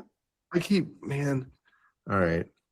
So, like, I'll go terminal. I just feel like it skews toward, we can use everything to me. And then I'm like, I'm a fucking nut job, and I have like. So the thing I just posted is this guy, and then the blueprint for it is the first link, and the second link is the video where he basically creates what he calls Claude Claw. It's basically everything you get at OpenClaw running on your Claude subscription in Claude Code. And I have it. I built the bridge, the SDK bridge with the 200 lines of code. Everything I have now has been completely transferred. I have cron jobs just like we had in OpenClaw. I have all the automations, the morning brief, everything in using the subscription, but running like it's OpenClaw, right? So I don't pay for any API keys. I have, instead of having like, if you go now, the Claude, they call them, what do they call that stupid stuff that they orientations or something, right? Not orientations. Not orientations, something else. I know what you mean. Routines, right? Routines, I have like 18 or 19 cron jobs running. I have 0 routines, right? My cron jobs run, some run every hour, some run once a week, some run twice a week, or whatever it is, right? I'm running on the subscription. The only time I've went over is I set up Karpathy's second brain and had Claude grab every single email, every single text message, every single granola transcription, all kinds of stuff. And that used up a lot. I had it running like 2 o'clock in the morning, and it actually went past my max subscription, and it hit my $100 limit a month for extra usage. But besides that, I never come close to maxing out weekly or monthly. And I mean, I can show you, I have all these different, now it's not, you still talk to it by Telegram, right? Like, I was driving today, and on Telegram, I said, hey, send Bill Lineham email, letting him know I'll call him at 4 p.m. and fucking did it. No question. Like, I didn't have to look at anything, right? Let Brady Charles know I can talk anytime today. When is he available? And sent it, right? Hey, I have an idea for this. Do it. And when I got to the barn, because I had to go pick up grain for my horses, there was a whole thing of telling me what we should do, right? And that was all via Telegram. And then I still have all my agents in Discord. I can't figure out what the difference is for a guy like me. Like, I'm not as intense as Dom is, and maybe he still needs OpenClaw, but for me, it runs absolutely fucking perfectly like when I was running OpenClaw. There's no difference. And I'm using the subscription, the $100 max subscription a month. Because I was like you. I was trying to figure out a way to keep it, and I hit like $90 one day, $130 another day, 60 one day. I'm like, fuck this. I'm not spending this kind of money. I'll go back to just recruiting with ZoomInfo or whatever. Exactly. That's maybe where you had like Paperclip or Hermes and control it like from the dashboard. I use Discord. I try to use Paperclip. In fact, I still have a Paperclip set up with Recruiter Claw, trying to get it to run Recruiter Claw completely. And I still haven't figured it out. I'm not smart enough for that. But Discord with all the agents and the sub agents, right? I can show you who's. Well, I'll wait till whoever's doing this. But Oh, no, I don't even know what I'm showing. I don't know. okay, so I was, like I said, I'm running what you would call Claude Claw, right? Or whatever you want to call it. Like this is what mine looks like. This is my Discord. Are you ready to like sell that to recruiters right now? Because I have a guy that there's some stuff, the cheap stuff I can, the $500 a month deal we got, or $500 one time plus $100 a month we got, right? So these are my agents, right? So I have a chief of staff. Money Baby is a business development signal report. This is a crone job that hits once a week. My number 8 is always checking things to make sure things are good. I have a fly meeting intel. It tells me when I have meetings. There's a meeting I had with Tyler yesterday. And I said, I was showing Tyler how this works. I just said intel, and it goes to Loxo. It goes to Outlook and gives me a full brief on him, right? There's my job finders. These are crone jobs that run, whatever day. Like this is one for, runs structural civil engineer, COG estimators for data centers, 5 a.m. every Thursday, right? And then my meetings, it just pings me, let me know when I have meetings. Stuff in Loxo, a new candidate. This guy just applied to a job, so I got to check him out, right? And then this is my sourcing strategy and my general sourcer, my hooker, and my scrum half. I said I have to go back and fix this because I'm having issues with it. And then my lead said prop is my CSV, where I drop a CSV in and it enriches it. And then this is something that runs permits for data centers once a week, looking for data center construction that's going on in different areas of the country. They're the API keys that they have. And then metal building industry stuff. And then my morning brief that shows me, weather, today's calendar, urgent email, project awards, et cetera, right? So like what he's saying, Zach, is basically get your divorce papers ready because when you go down these rabbit holes, all this is run on Claude. This is not run on OpenClaw anymore. This is all on Claude. Same with my B-Brain. All this is run on it, right? Description on your Mac. Dude, I love the rugby references. This is badass. Yeah, I have my whole team. It's a rugby team. It's like my Claude subscription is right here.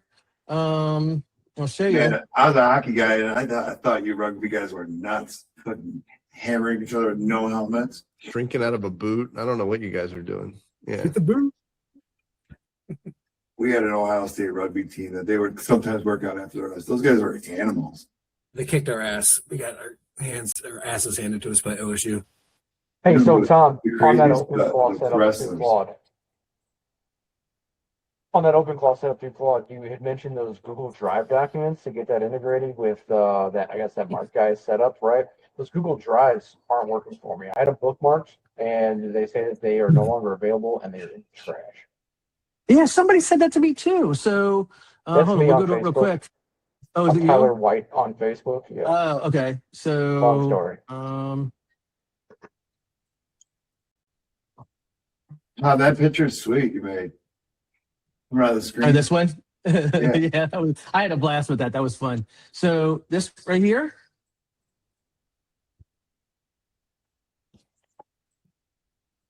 I'll open it up let me see. Open up in private window.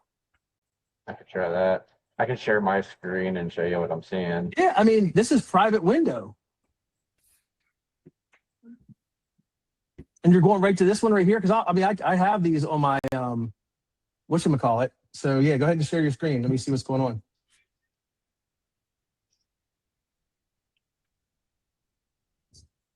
Thomas, look at this. Let's keep copy and pasting Claude. Yeah. Our Comet is building these clay tables out, scoring everything. Yeah, I'm buying a new studio, and I'll probably just use this studio that I'm on now to run everything. But as secure as it is, I'm thinking of maybe my new Mac Studio. I'll just. I know. I was thinking about buying another one too, but like, which one do you? Do you have a studio, Dom? I have a Mac Mini, a bunch of Mac Minis, Mac laptops. I got a NVIDIA. Why are they're pushing this studio back, and I'm like, there's one at Micro Center right by me though. That's like a M4, 64. $1,900, right? No, 2900. It's the one with like it's the M4 Max with like 64 gigs of RAM and 1 terabyte of storage. That's a good one. Getting a terabyte of, so I have a M1. I have the original M1, but I have a 32 gigabytes of RAM and a 512 drive. Yeah.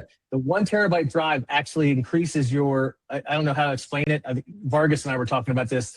Everybody was, what the fuck? It consumes like a quarter of it. Does this make a difference? So like the M4 Max, right? It has 16 core CPU, 40 core GPU versus the M3 Ultra. Which one's better? Okay, the Ultra M3 Ultra is better. Way better. Yeah. The Ultra is 2 phasing at it max out. is, yeah.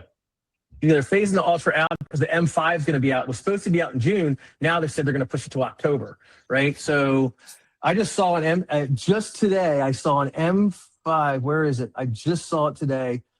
Isn't it all scams and shit? There's some scams out there, yeah. But an M3 Max apparently sold on eBay for $20,000. What? Do not buy anything on eBay. I'll just tell you that right now. Hold on, let me see if I can You find better this. go to the Apple refurbished store. But do you think that Studio Max, that M4 Max for 2800 or whatever, do you think like I That's just a don't want great to buy deal. it? You think? Yeah, because I have the M1 Max, right? And I'm running, like, have you ever seen me post a picture of my setup? No, I don't I think got two 32-inch high-def monitors and a 42-inch monitor, right? I got my Yeti microphone. I got the all wireless this and wireless. Now, I will tell you this. I have had issues when I'm running a ton of, I got like 3 terminals open and was on a video call with Tobias and everything started slowing down, right? So yeah, I'm maxing mine out. But I have mine's what, 4 years old? M1 Max, right? So the it should run the pretty M4, well. oh my God, dude, it's like, this 512 gigabytes, M3 with 512 gigabytes of RAM, a terabyte of storage, and a 32 core CPU, 80 sold for $21,300. Dude, should I buy this and resell this thing? You're not going to sell an M4 for that much of a markup. Because Micro Center's got them. Like where I am, I'm in Maryland, and Parkville yesterday had. I keep looking and they have saying the to myself, $2,000 one. I know. I keep checking too.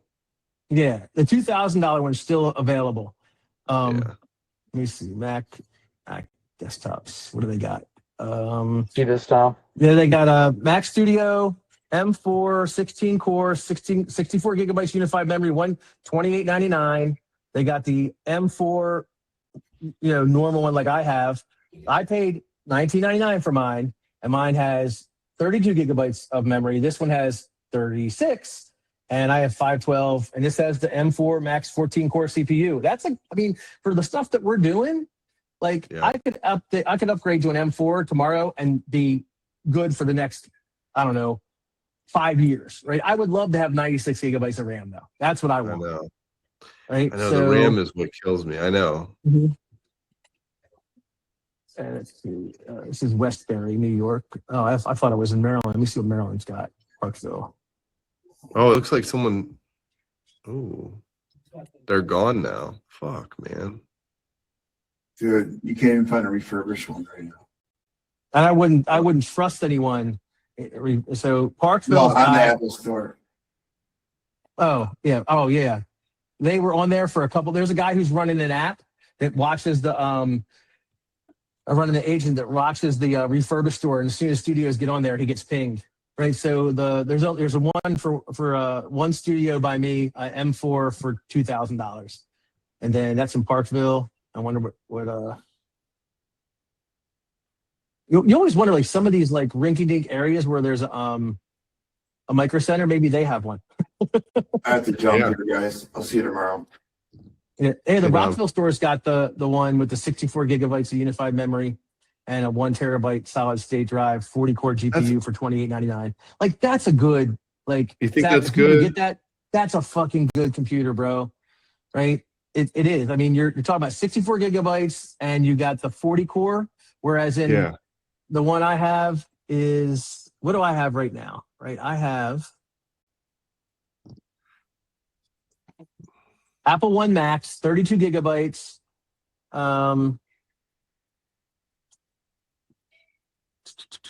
which 500 gig or 512 gigabyte hard drive or flash drive. And I don't remember what chip I have. I have whatever the Apple One Max chip is, right? So, what was the original Apple One Max chip?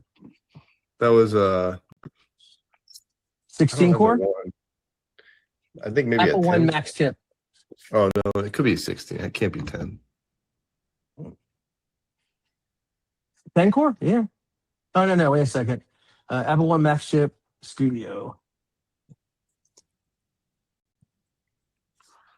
10 core, 25 core. I had the 10 core. I have a 10 core with 32 gigabytes of, so you get that one for $2,800, dude. I mean, it's gonna last me a while. I know. I've been like kind of like trying to wait for this new one. And a 40 core GPU. Like, I mean, yeah. When the M5 comes out, here's the problem with the M5. You're probably going to be talking about the same price as the M3 Maxes are at. Because I don't think it's going to be, they're going to do it like they do the Apple M4 Max. I don't think it's going to be the same, like, you know, not bottom line, but, you know, like entry level, if you want to call it or whatever. Yeah. I really think that the M5 is going to be A beast. Yeah. A beast. Yeah. Like that's for the M3s. Apparently you can't buy the M3s, even pre-order the M3s anymore on the Mac website. No. Yeah, they stopped. That tells me that what they're going to do is probably have the M4s for a while for guys like us. Yeah. And then the M5 is going to be the replacement of the M3. Yeah, that it is like an every other year schedule, it seems like. But I like, because right now my Mac that I have, I know, and I've got a M4 Pro with 24 gigs of RAM. It's like a laptop, and it's like, I mean, I'm pushing it right now big time. It doesn't have, and that's why I didn't get I don't need a laptop because I don't travel. And if I do, I have a iPad Pro. Yeah. You know, with the smart keyboards, basically it's a 13-inch laptop, right? So if I need to travel, I can do most, because everything's web-based anyway. I can do most of the stuff on that. So that's why I didn't that's why I said I'm getting the Studio, because it can do so much more. And like I said, I have 3 monitors. I got a 1 terabyte SSD drive that runs all the OpenClaw stuff on it, so I don't have to go through the cloud. Like, that's the way to go. Like, okay, so it still says you can buy the M3 Ultra on their website. If you click on it, what is it giving you? The 28 core, 60 core GPU with 96 gigabytes of RAM is, oh no, they won't let you buy it. Oh, maybe they will. Let me see. Will they let you buy it? Oh no, I think, it might. Actually, 1 if you click terabyte. all the, I'm going through, but I think that they've been refunding people's money is what they've been doing. So I did see people were. It's $4,000, right? And let's see what it says. Unavailable for 2-hour delivery, June 1st to June 8th free. Pick up June 9th at my Apple store. That's what it says. And it's $4,000, right? So you could try and do that and see if you get it. And the M4 right now, if you want the M4 with 36 gigabytes, and I want it with 64 gigabytes, and you have to update to that, fine, accept changes. And I want a terabyte of RAM. So that is 28. The one we're talking about is $28.99. And no thanks. June 5th to June 12th on that one. If I jump to 128, what happens? June 5th to June 12th. So you can get. I could do that maybe. Yeah, I mean, if you're willing to spend the $4,000. Then I want the RAM. I want the RAM is the problem. Because I have so many things going at once. I just hate when my computer, I'm like so spoiled now. I hate when waiting for the thing and having it freeze up.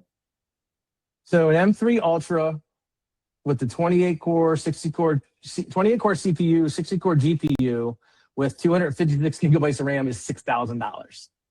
If you can get it. Yeah, terabyte. No thanks. No thanks. And no trade-in. And yeah, you can't buy that. And when you click on buy, it says currently unavailable, no dates. Right? So if you go to M4 Max chip with the 16 core, 40 core, what is the most memory with that is you can get 128. And that's $34.99. Okay. $36.99. $36.99 will get you a M4 with a 16 core CPU, 40 core GPU with 128 gigabytes of RAM 128. and a 1 terabyte drive for $36.99. I would probably rather do that than the 64 gigs of RAM at. And that says, never mind, it says currently unavailable. Oh, really? Shit. That's the RAM shortage. They're like cutting everything. Yeah, Man, the RAM shortage. wow. That's it. When you jump up to that much RAM, That's yeah, damn. Oh, that's just it right there. I mean, that's where you're stuck. Like, I would keep watching. Let's see if there's any refurbished store yet today. That's what I do. I keep watching. Probably, if I keep watching it, it gets closer to this M5. I'm probably just gonna wait and then be like overkill, just like splurge on some crazy M5 Ultra or something, whatever they have. That's the thing too. Like, it'll all come down to how much money I have when the M5 comes out. Yeah, yeah.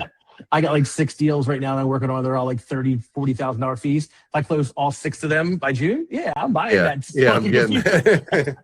Can justify it a little better. Yeah, no Mac Minis and no Mac Studios in the refurbished group. That's crazy. And MacBook Pro iMacs. What's any iMacs? They got a. Yeah, not even iMacs or any. Oh, like, there's a ton of iMacs. Wonder if any of them have M4 chip, 10 core. Let me see what they got. Let me see what their most expensive one is.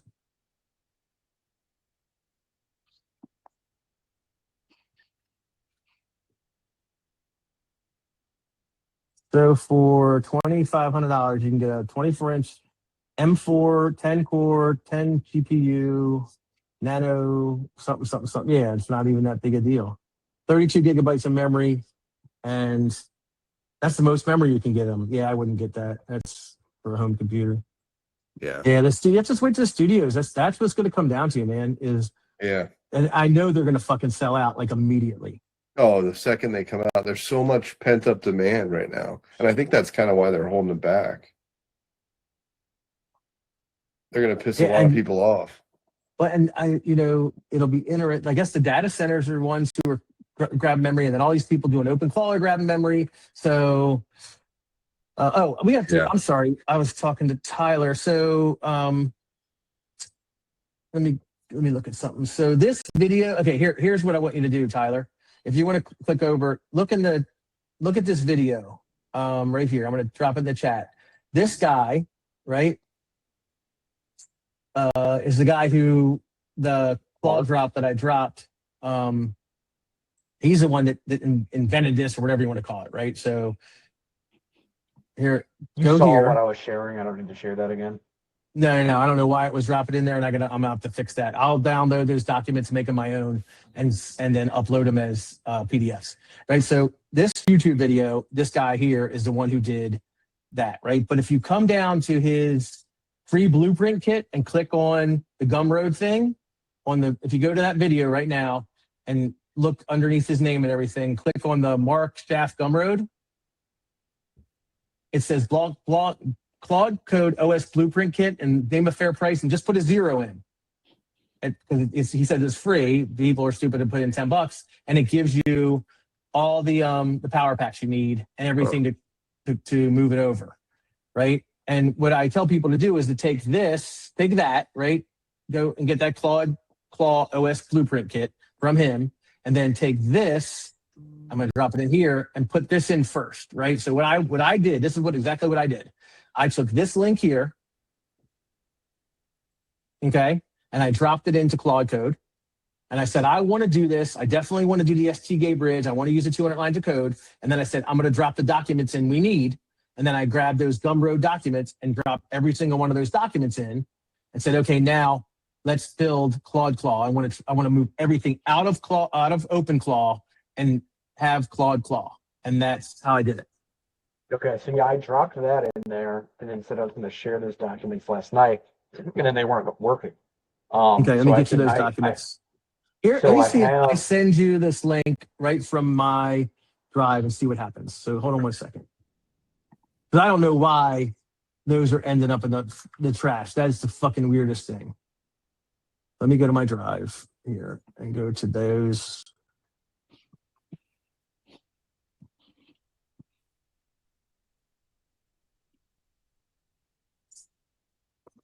Shooting. Yeah, I think I was also trying to do too many things at once. I know exactly what happened. I know exactly what happened. I moved those. That's what happened. Archive, Bennett. Oh,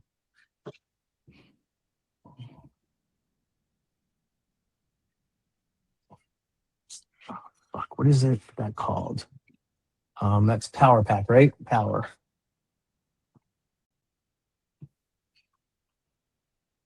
Are you saying this Claude Claw OS blueprint kit for the fair price Yeah. or whatever? Is that better or is that the exact same thing? That's the exact same. Put a 0 in there.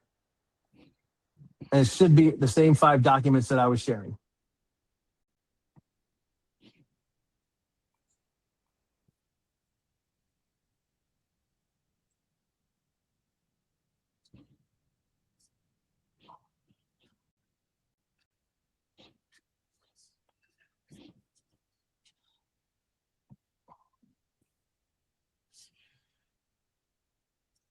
And it emails it or you just take it from this website? Gumroad. Download it directly from this website? Yeah, download it directly. Yep.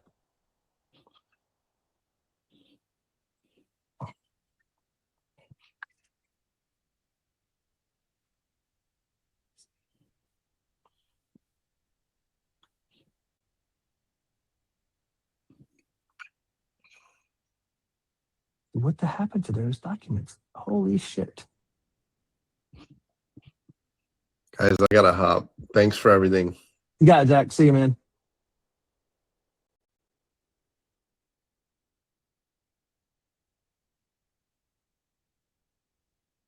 I don't need the visual guide, right? Nope. Nope.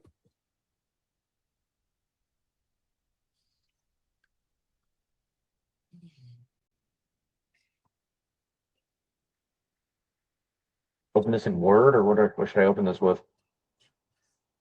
Share me your screen.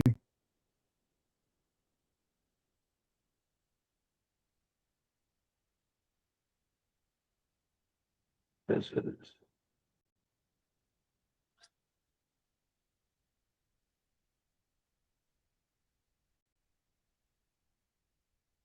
All right, so when I open this, all right. So see there's download Claude Claw assessment prompt, Power Packs guide. Scroll down a little bit. That's weird. Oh, I guess that's not showing. Okay. Yeah, those 3. Download those 3. Okay, yeah, I did. So I go to downloads. It wants me to open it in an app, right? Is Word fine? No, Just don't open copy it. and Don't paste open it. Don't open it yet. Go show me the where you stored it, where you saved it. It's under downloads. Okay, so Oh, go you're not to your seeing downloads that. file. Yeah, because you're only Yeah. sharing a tab. Go to your Okay, downloads yeah. file. Are you not seeing that either? What? Oh, did you do the rebuild prompt too? Because they're all .md files. You can't open .md files like that, right? So you just want to drop them, put them in a folder on your desktop, and drop them into Claude Code terminal, along with, you already did that copy and paste thing. Okay, so I'll create a new folder and then drop all of these in there and then drop that into Claude. Yeah, so create a new folder. Stop sharing your screen. And then when you share your screen, again, pick the one on the very top right that says entire screen. Gotcha.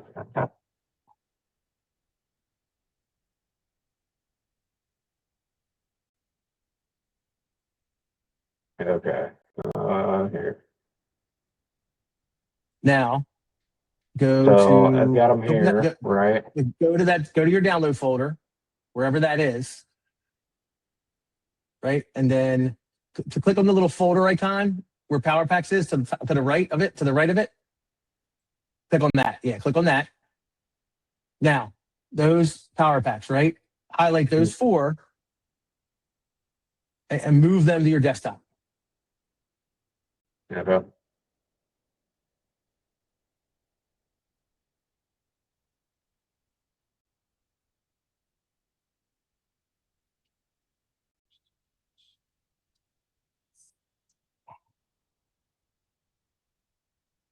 And clean, you can clean, yeah, there you go.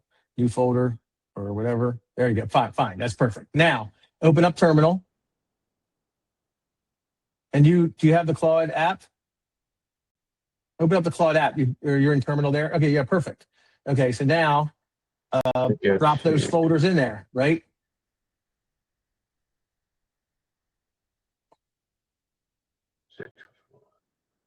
I don't think that's it, is it?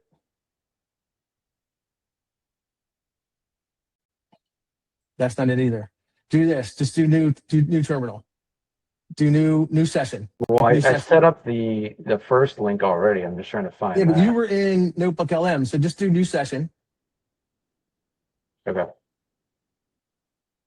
And then click folder. See where it says local? Like choose a different folder. Choose the folder where you put all those, right? Like click on Claude Notebook LM and pick a different folder. There you go. Go to your desktop.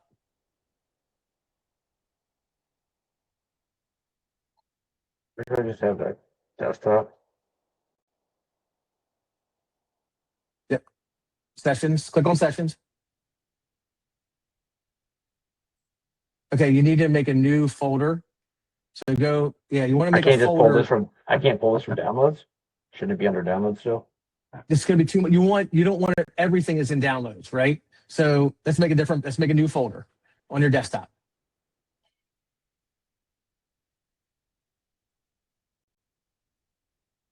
Here it is right here. Yeah, but they're in set. It's for whatever reason, they're not coming up. So take all those. Okay, highlight those 3. Go back. Highlight those 4. Then right click, I guess, is how you do that. Make a folder. Rename, share, add to favorites, OneDrive. No, don't compress. Can you make a folder of these 4? Yeah, you copy and paste it in a new folder, right? Okay, copy, right? Now go to your desktop again. Create new folder.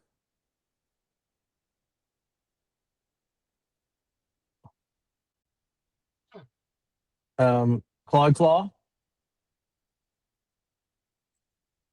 Okay, open that folder. You're in Hot Sheets now. Nope, you're in Claude AI. Yeah, I know. And then paste them in there. There we go. Yeah. Okay, now go back to Terminal. Go click on where it says Claude Notebook, right? Click on Claude Notebook. Open folder. No, don't open. Yeah, there we go. Go to desktop. Go to Claude Claw. That's it. Now hit select folder. Nothing there. It's okay. It's okay. Just click select folder. So are we in Claude? Yes. Now there we go. Perfect. Now go and copy paste that thing in there. From copy that, and paste all those downloads. No. Copy and paste that. See at the very top where it says thanks on your tab that says thanks next to Claude Code, the very top right there. Click on that one and go to the Claude drop. Click on the Claude drop. Go to blueprints up top, the very top. Scroll down. The one from here. That's what I was trying to look for that under that. Keep going. One Claude Code's 5 agents, 0 new frameworks. Click on that one. One Claude Code subscription. Yep, that one there. From what you build down, copy that. From what you build down. So I've already installed this on Claude. Doesn't matter. Okay. Just do that. Copy all that down.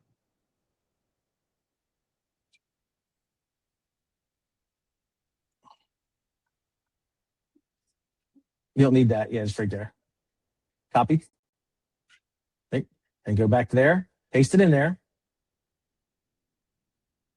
Then write this. Say, I want to create this thing that's called Claude Claw. I want the STK bridge, and I want the 200 lines of code so I can use Telegram to communicate with you.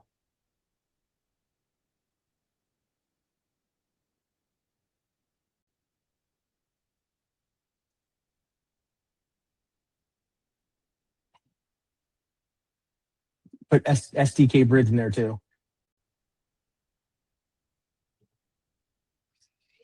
I want the 200 lines of code and the STK bridge.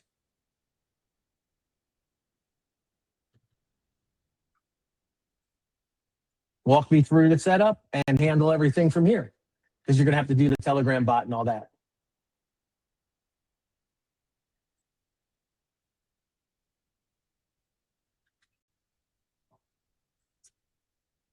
Cool.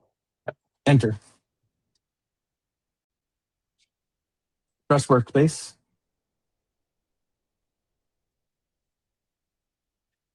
And also type in there, can you see the 4 documents that are inside the folder? The 4 MD files that are in the folder.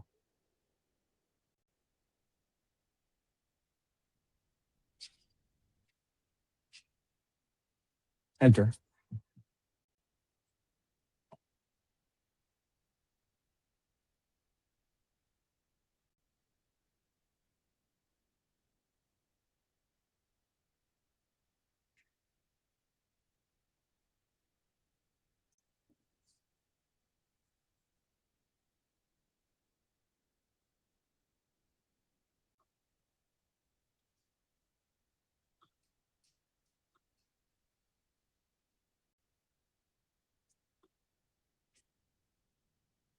Go ahead and install.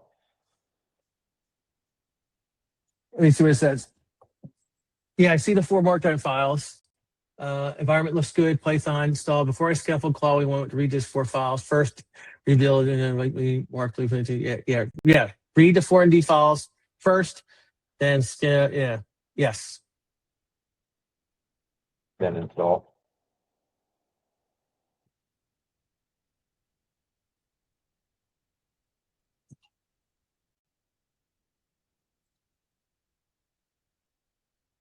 And just in case, I restored all those documents. They should work now.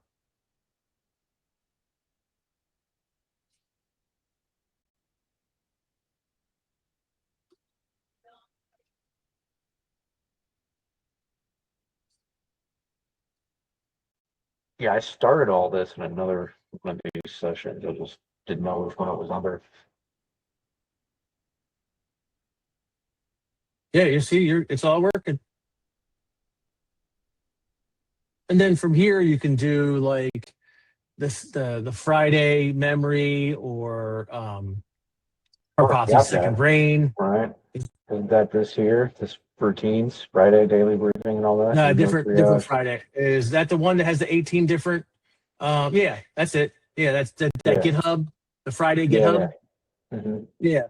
So that's those are you see go while this is running, open up go to another tab for me. A new code tab? Like start a new one? No, just a new tab. A new, wherever. In the internet and Chrome? Yeah, like Chrome or something. Yeah, okay. Any of those. Doesn't matter. You can type in Claude.ai/usage.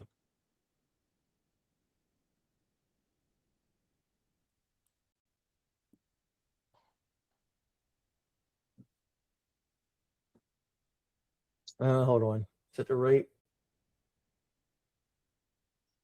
I'm sorry, Claude.ai/settings/usage.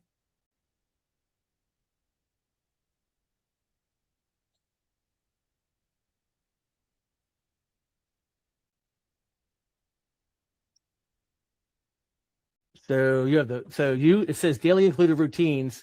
You haven't run any routines yet, right? So what you want to do, go back to Claude terminal you were in, your desktop. Yeah. So once this is done, say these routines over here, you want them to be cron jobs. change the routine to cron jobs, not to, in all the routine. You do not want routines, you want cron jobs, because these, you're only allowed 5 in your subscription, right? And Okay. if Able to you go want, to here. there's 18 in that. Dang, okay, so I should be able to go to here, which is what I believe. Yeah, this was it, right? Is this the right one? Let me see which one. What's GitHub?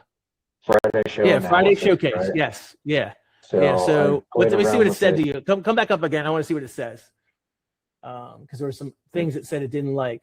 Repo itself contains no code, just markdown, nothing. Install Claude, dangerous, skip permissions, requires many credentials. Telegram, GitHub, 11 Labs. Yep. Right. So I have API keys for a lot of these.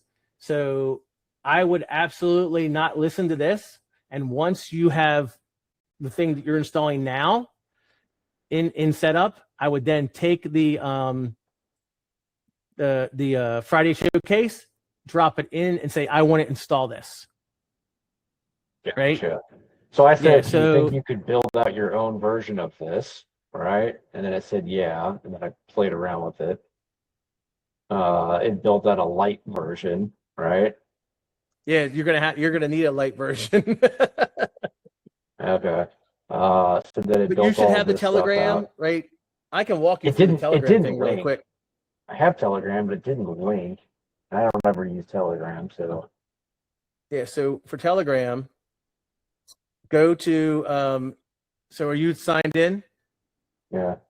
Yeah, so Telegram, go here, go and put in, go to Botfather. New message. Where? Chats. New message. There you go. Botfather. And you want that one with the check mark next to it. And then you want to put in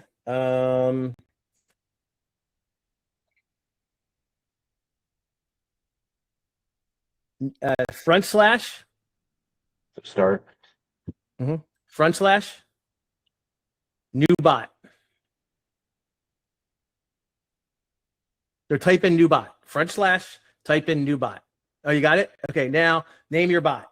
So Tyler Claw, on one word. TYLERCLAW. Tyler Claw. Enter. Good. Now let's choose a username for your bot. It must end in, I forgot. Tyler, do TW Claw bot.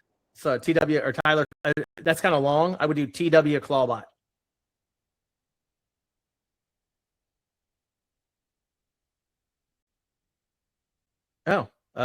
Do TW Claude bot. Okay, keep all that stuff. Use a token, right? You need to copy all that stuff and save it.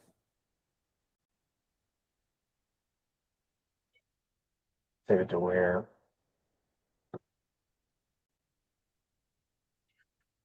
Just copy it. Copy all Yeah, that copy. and paste it so we Okay. have it, because you're going to be asked to do that in the setup for let me see here. So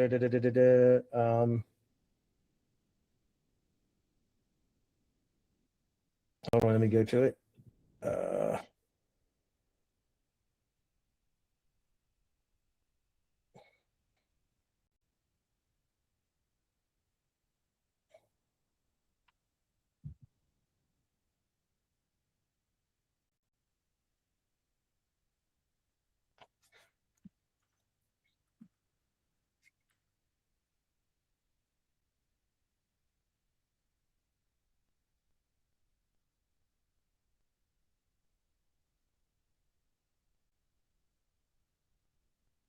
How did you figure all this out? I felt like I've done nothing but consume YouTube videos and play around with Claude, and I would have never guessed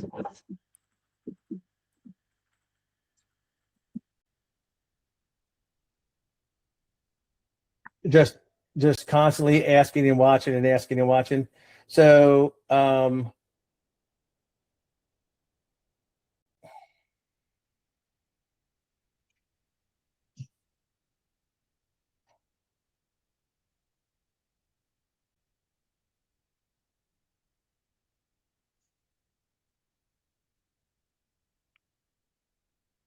Yeah, so you're good there.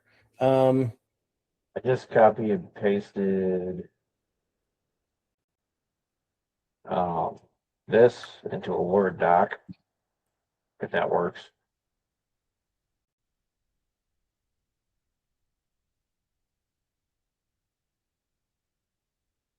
And then you're gonna have to run this as well. Here, I'll do this right here for you. I'm gonna drop this in. You're probably gonna have to run this. Everybody tell you to do this. I may give you these directions, but that way you're just saved, so you have them.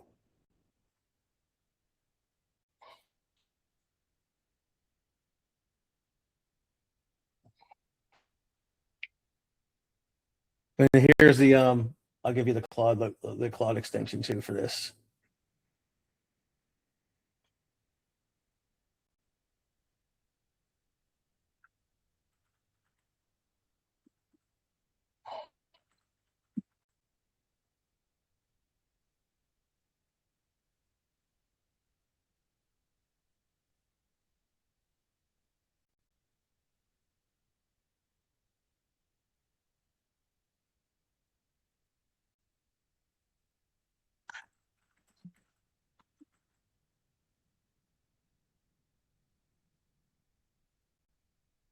And this will help you too. This is the Claude Code docs. Drop this in here for you as well. Save that.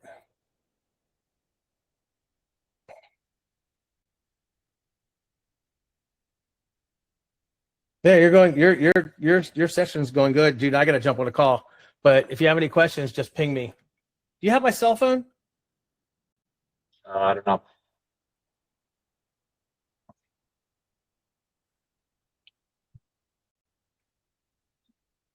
There, my cell phone. And that way, if anything, if you get stuck in anything, just let me know. But this should all work for you. I mean, this is doing everything that it did for me. The thing I had to do is do all this plus get it to move everything over. And again, you know, just constantly talking to it and saying, what about this? What about this? And then sometimes you have to argue with it. No, I want this, right? I want to do this. Now, what you may run into with what we're doing is, especially the Friday thing, you may run out of subscription costs, right? You may have to jump up to the fucking $100 plan. But as you know, you might want to uninstall that and redo it later. Yeah, don't. Well, no, because it's not doing anything. Those routines aren't even set up yet, right? Those routines haven't been set up. So once this is all done, kind of mess around with it. Go to your Claude, go to that Claude tab that we opened with settings up top. Okay, so you're at 40%, right? And you reset Saturday at 10 a.m., right? So you're doing good right now. You don't have a lot of extra usage, right? But this is running. As you see, you're at 40%. And this looks like. And you're on Opus 4.7 extra high. You can't stop it either. Yeah, you should have put that on. You could have done this with fucking Sonnet on high. Okay, what I've been doing, I don't know if this is wrong, but when I do code, I do Opus. When I do co-work, I'll use well, the thing is this. Sonnet. Why would you use when code? I do chat, I'll use Sonnet. Here's the thing. It's not which one you're using, it's what you're doing, right? Okay. Like Sonnet can do, since you have all that information, those MD docs and everything, Opus does not need to do this. Opus, if you said, hey, this is what I want to do, let's talk. I want to figure out a way to do an STGA bridge, right? I don't have the code, but I want you to be able to talk to Telegram. Like that's where it starts thinking, right? You don't need all this. This is running this. I don't know if you could, I wouldn't pause it, but that's, you're gonna get pinged probably. So remember that, right? You don't need Opus 4.7 for simple stuff. Like I hardly ever use Opus 4.7, right? Yeah. Because it's going to use up a lot more of your and that's what happened to me the other night. Is I was running Opus 4.7, not paying attention to what I was doing, and said, hey, let's fix my second brain and I'll upload all this stuff. And I go, this is going to take a while. I'm like, that's fine. I don't care. I'm going to bed. And because I was using Opus 4.7 at 2 a.m., it stopped and said, hey, we need extra usage, it used my extra usage till it got to $100 and then it stopped again. So when I woke up in the morning, I'm like, oh, fuck. So I had to fix some stuff. But then I had realized, oh, shit. And then you could ask it, right? Go, Visual Studio Tools. I switched to no build, no table, no updating. Yeah, so it's probably going to ask you for some API keys, and you can say, save to memory that we'll put these in later. It's like you don't have 11 labs, you don't have GitHub API key, you don't have Nano Banana, right? Some of that stuff. So yes, always allow. Gotcha. So maybe I had a misunderstanding when I first set this up, but I thought Claude plus Notebook was my main folder, right? And then everything was being saved into Notebook because that was my database, like kind of where it pulled all its resources. And now I know like Obsidian's probably a better use case for that. Well, it depends on what you want out of that, right? So don't, what I would tell you is start here first, right? And then decide the next thing. How do you want your, but when you start adding all this, like you might want to leave Claude Notebook because it's not going to use as much memory. You start adding Obsidian and building that out, you know, you're going to blow through credits really quick. See, but before you do that, see if you can change it out of extra high. Just see if it'll let you do that. Yeah, and click the, go to Sonnet 4.6. Go to high, Sonnet 4.6. See if it'll let you do that. Yeah, try that now. Yeah, go always allow. Yeah, cool. That's going to save you some credits. There you go. Okay, cool. Yeah, yeah, you didn't need Opus doing that, right? This is, yeah, you're good. Yeah, but I can, dude, fuck, I'm late. I got to go on this call. I'll talk to you later. All good. I appreciate it. Thanks, man. Yep. Later, guys. See you. See ya. Thanks, guys. This has been good. See you.